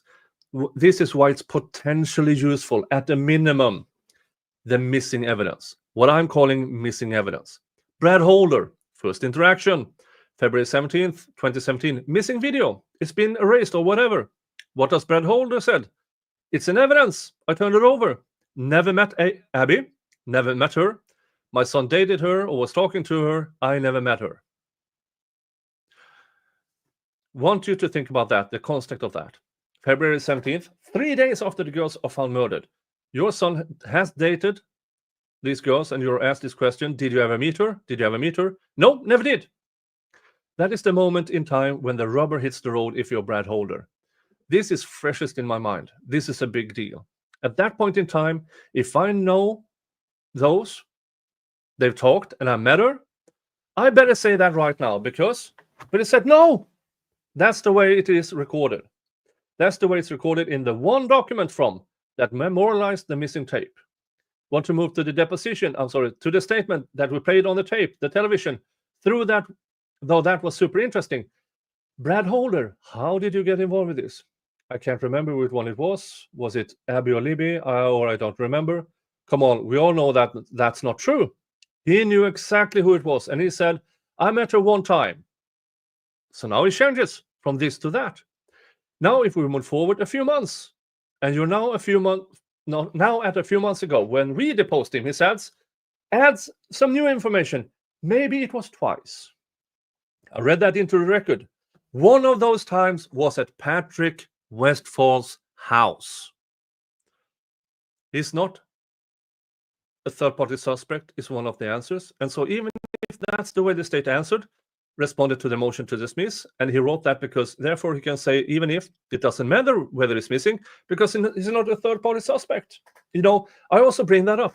The three different stories to say that to highlight how important it is for criminal defense lawyers defending a guy. We win these cases on the little nuanced differences and stories much of the time, and we don't get that here. He loses. We could have taken one sentence or one word or one even letter that from plural to singular or opposite, but we don't get that because the first statement is missing. The interview in at Logansport is non-existent. It matters. I'm going to finish by talking about what evidence is there of intentionality. Well, I start with Lieutenant Holeman's claim at the phone dump. The phone of Brad Holder didn't. It wasn't needed to get. I know I repeat that. This will be the last time I say it. That's just beyond the pale of common sense. That shows an intentionality.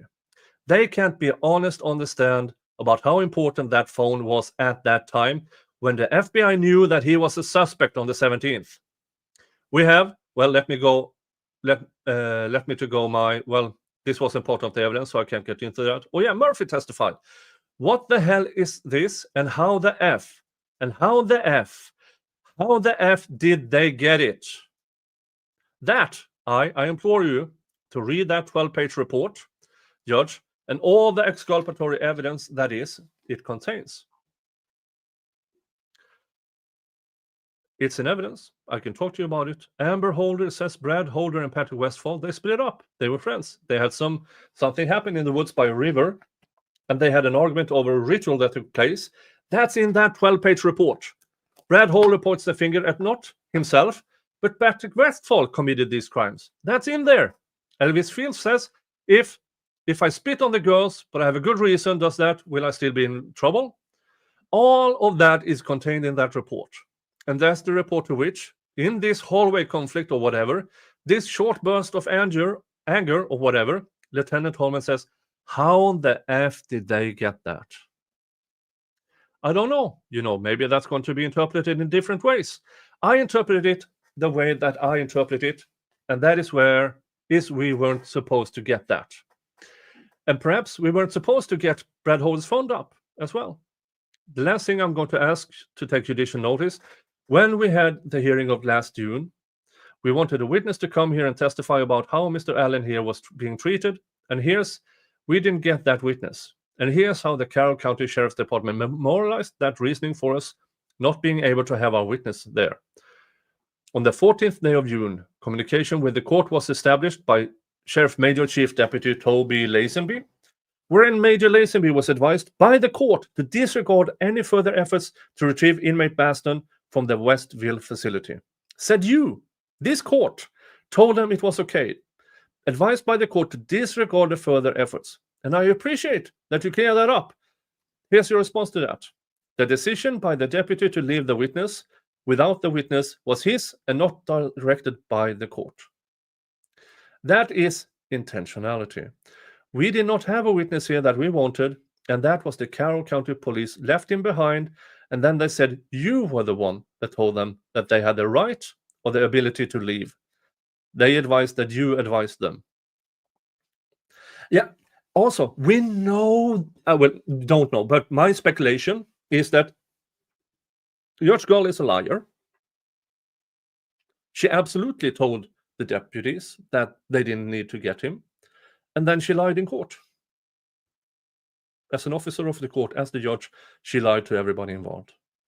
You know why I believe that? Because if the deputies really lied about this, contempt of court. They were lying about a judge on a case. What happened to these deputies? Nothing.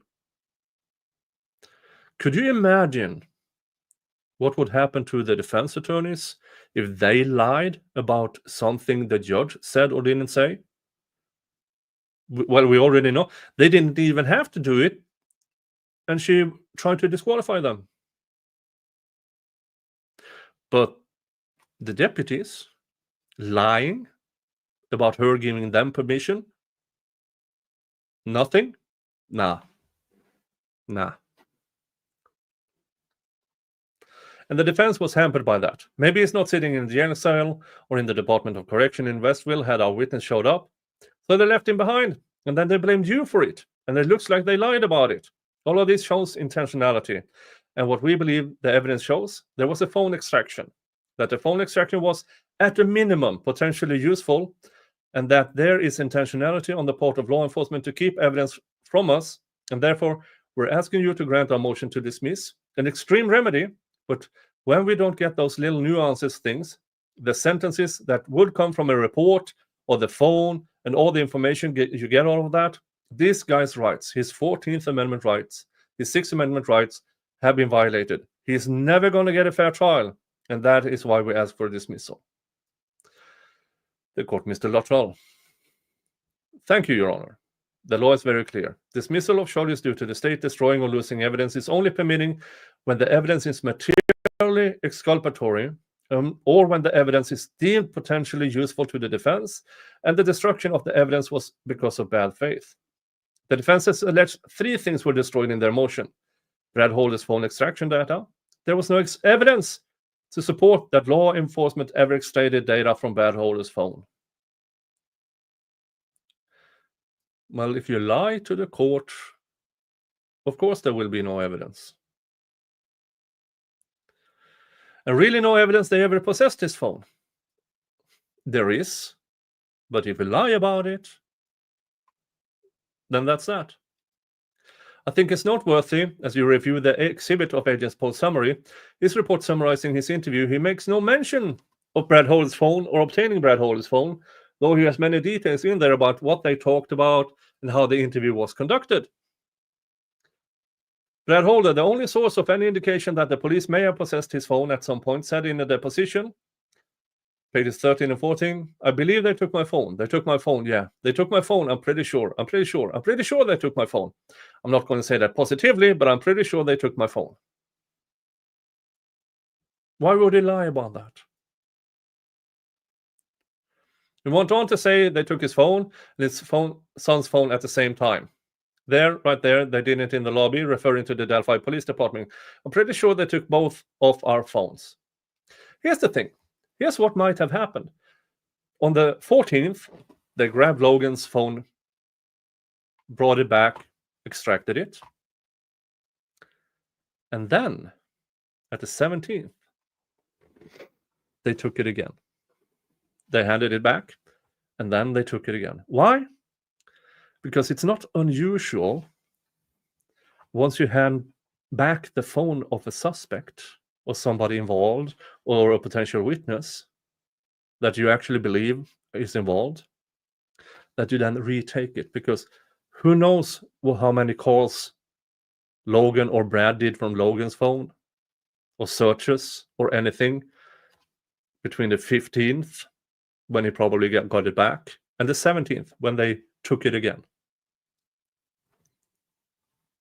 It happens. It happened with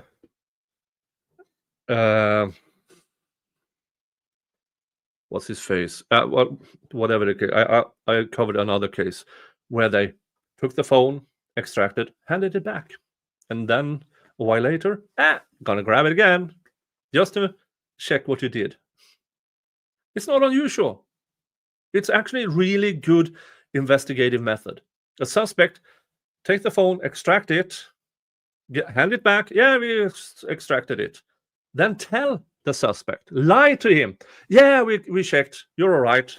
And then retake it. Because if he thinks it's in the clear, he will make mistakes.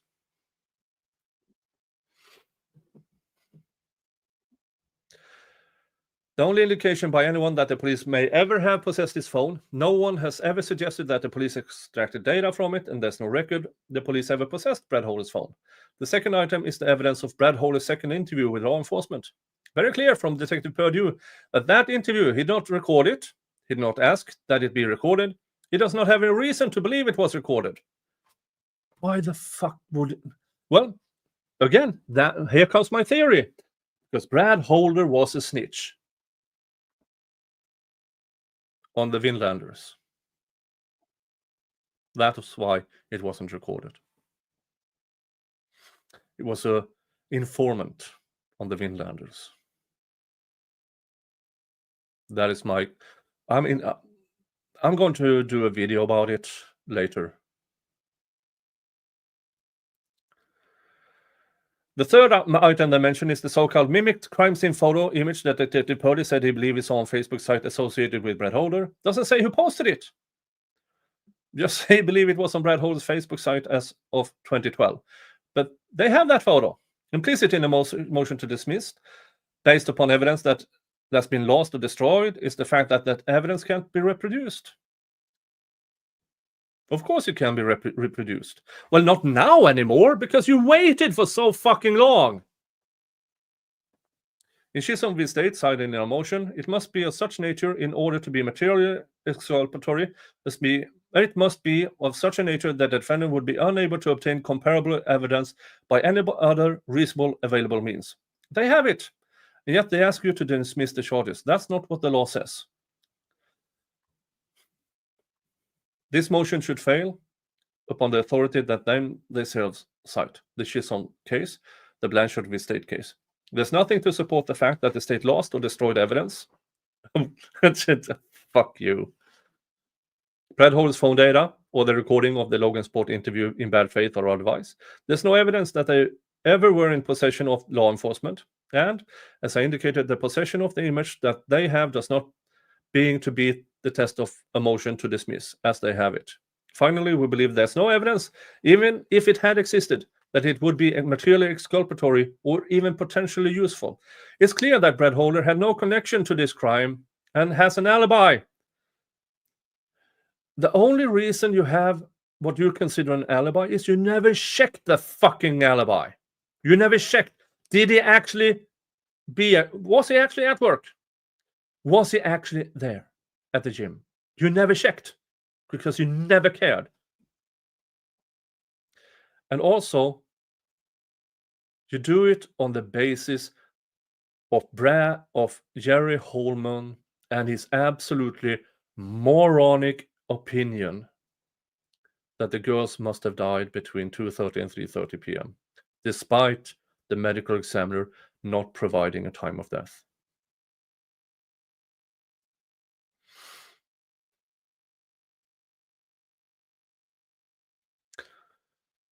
Thank you. Mr. Baldwin, I would ask you, Judge, to reconcile any factual disputes in a manner favorable to the defense as it relates to whether there was a phone dump based upon all the evidence that was provided and the arguments that I just made. Murphy's statement, as he relayed what Holeman said to him, and also what occurred at the Logan Sport interview, and whether there were notes taken or not, and whether that was tape recorded or not, based upon all the evidence that as presented, and I think that's all I have. Thank you. Mr. Rossi, anything else? No, Your Honor. Ms. Auger? No, thank you, Your Honor. All right. I will take defense motion to dismiss under advisement to review all the evidence that was submitted by counsel. I've taken judicial notice of the things that you asked me to take judicial notice of. Is there anything else then that we need to discuss as it relates to today's events? No, Judge? No. I have a question about the scheduling tomorrow. Sure. Starting at 9? Yes. Yes, anything else from the defense? We have witness subpoena for the motion in limine, hearing on Thursday. Okay, if we get started, if we end early, we may not. I just wanted the court to know that we may not have those witnesses available. No, and you had advised me of that previously, that you got people coming in, but if we get done early tomorrow, we got done early tomorrow, because we can't then start with the motions to eliminate and the motion for admissibility. Okay? Anything else from the defense? No response or indication. Anything from the state? Judge, the motion for admissibility is specifically with regard to Dr. Walla. Oh, Dr. Walla is up. Yes. Ms. Diener, and she is one of the subpoenaed witnesses for tomorrow's first motion, so we will address that. I think we can, don't you think? So that she should be released. That way we got the afternoon if we got done inaudible. 29. Inaudible number 29. I think that's the issue. They are kind of merged together, don't they? Yes, I feel that's all going to come in play. Okay, yeah, I think so. We're okay with that. You're right, Mr. Rossi. I think we can go ahead and pull that in, because that's the basis of a testimony. Is it admissible? And it relates directly to the motion to suppress. And just briefly, would counsel approach? Sidebar. The court. I just want to advise you. She called. This Dr. Walla, is that her name? She called the court. I didn't speak to her, but somebody with the court spoke to her that she's concerned about standing in a queue outside. I directed them. I don't remember who it was that came and told the court person. I don't know who it was. But we directed her to go to the sheriff too if she got a concern. She had a subpoena. She wanted to come right up to the front of the line. Unlike we don't know, you talk to the sheriff about that. So we directed that court staff to Sheriff Chief Deputy Lazenby, of course we did, to put her at the front of the line to show her subpoena. Mr. Rossi, her concern was where she was going to be in line, not for inaudible. Inaudible 30.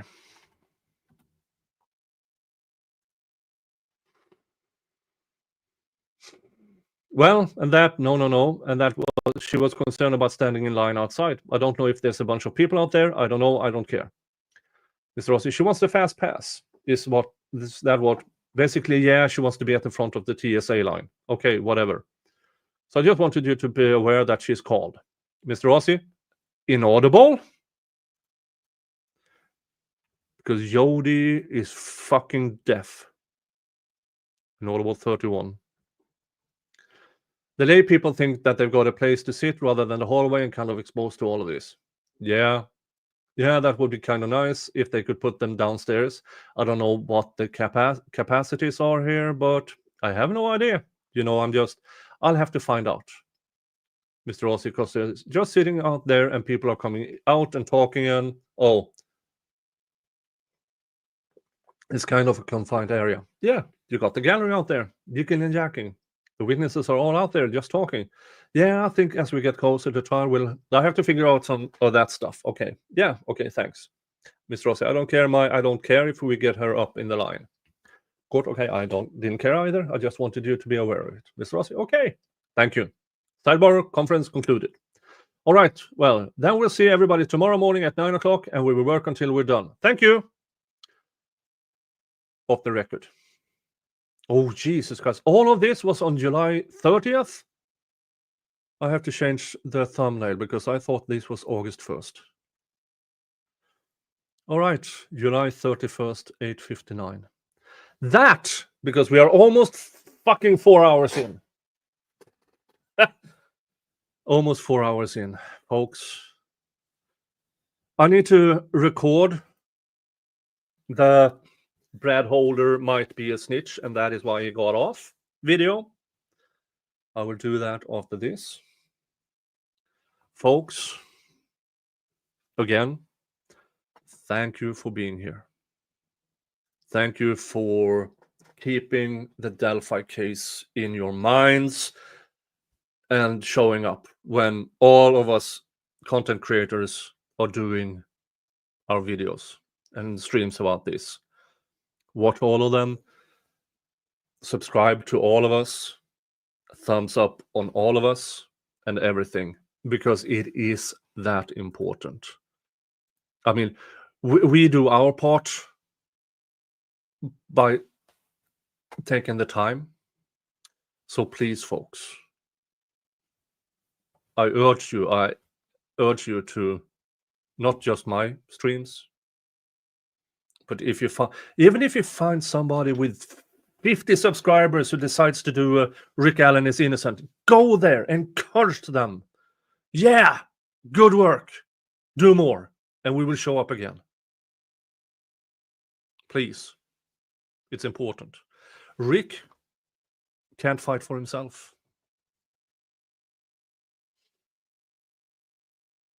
So we have to. Again, thank you everybody for showing up. Tomorrow is Monday.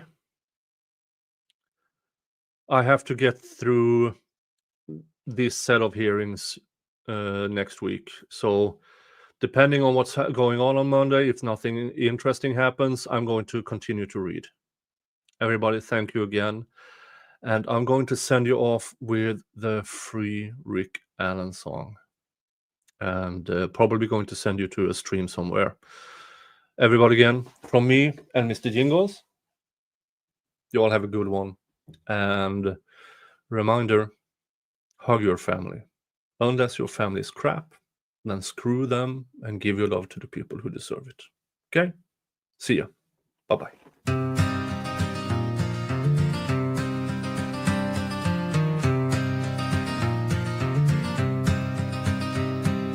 Down in the shadows where the courthouse stands, a gavel cracks a fading hands. Judge Gull, they whisper with a crooked grin, played the game where justice don't win. Free Rick Allen, let him go. Chains on the innocent, don't you know?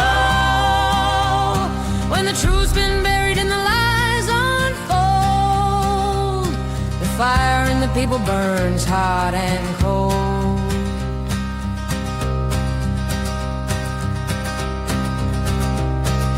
Prosecutor Mickelin, with his papers tight, wrote the tale that never saw light. Twisted words in a room of stone, left Rick Allen to stand alone. Who will answer? Who will pay? The sun don't rise on a judgment day. Free Rick Allen, let him go. Chains on the innocent, don't you know? When the truth's been buried and the lies unfold, the fire in the people burns hot and cold. Officer Holeman, eyes like frost, drunk on power, the line got lost. Lock the doors, keep him inside, for justice limps where his footsteps stride.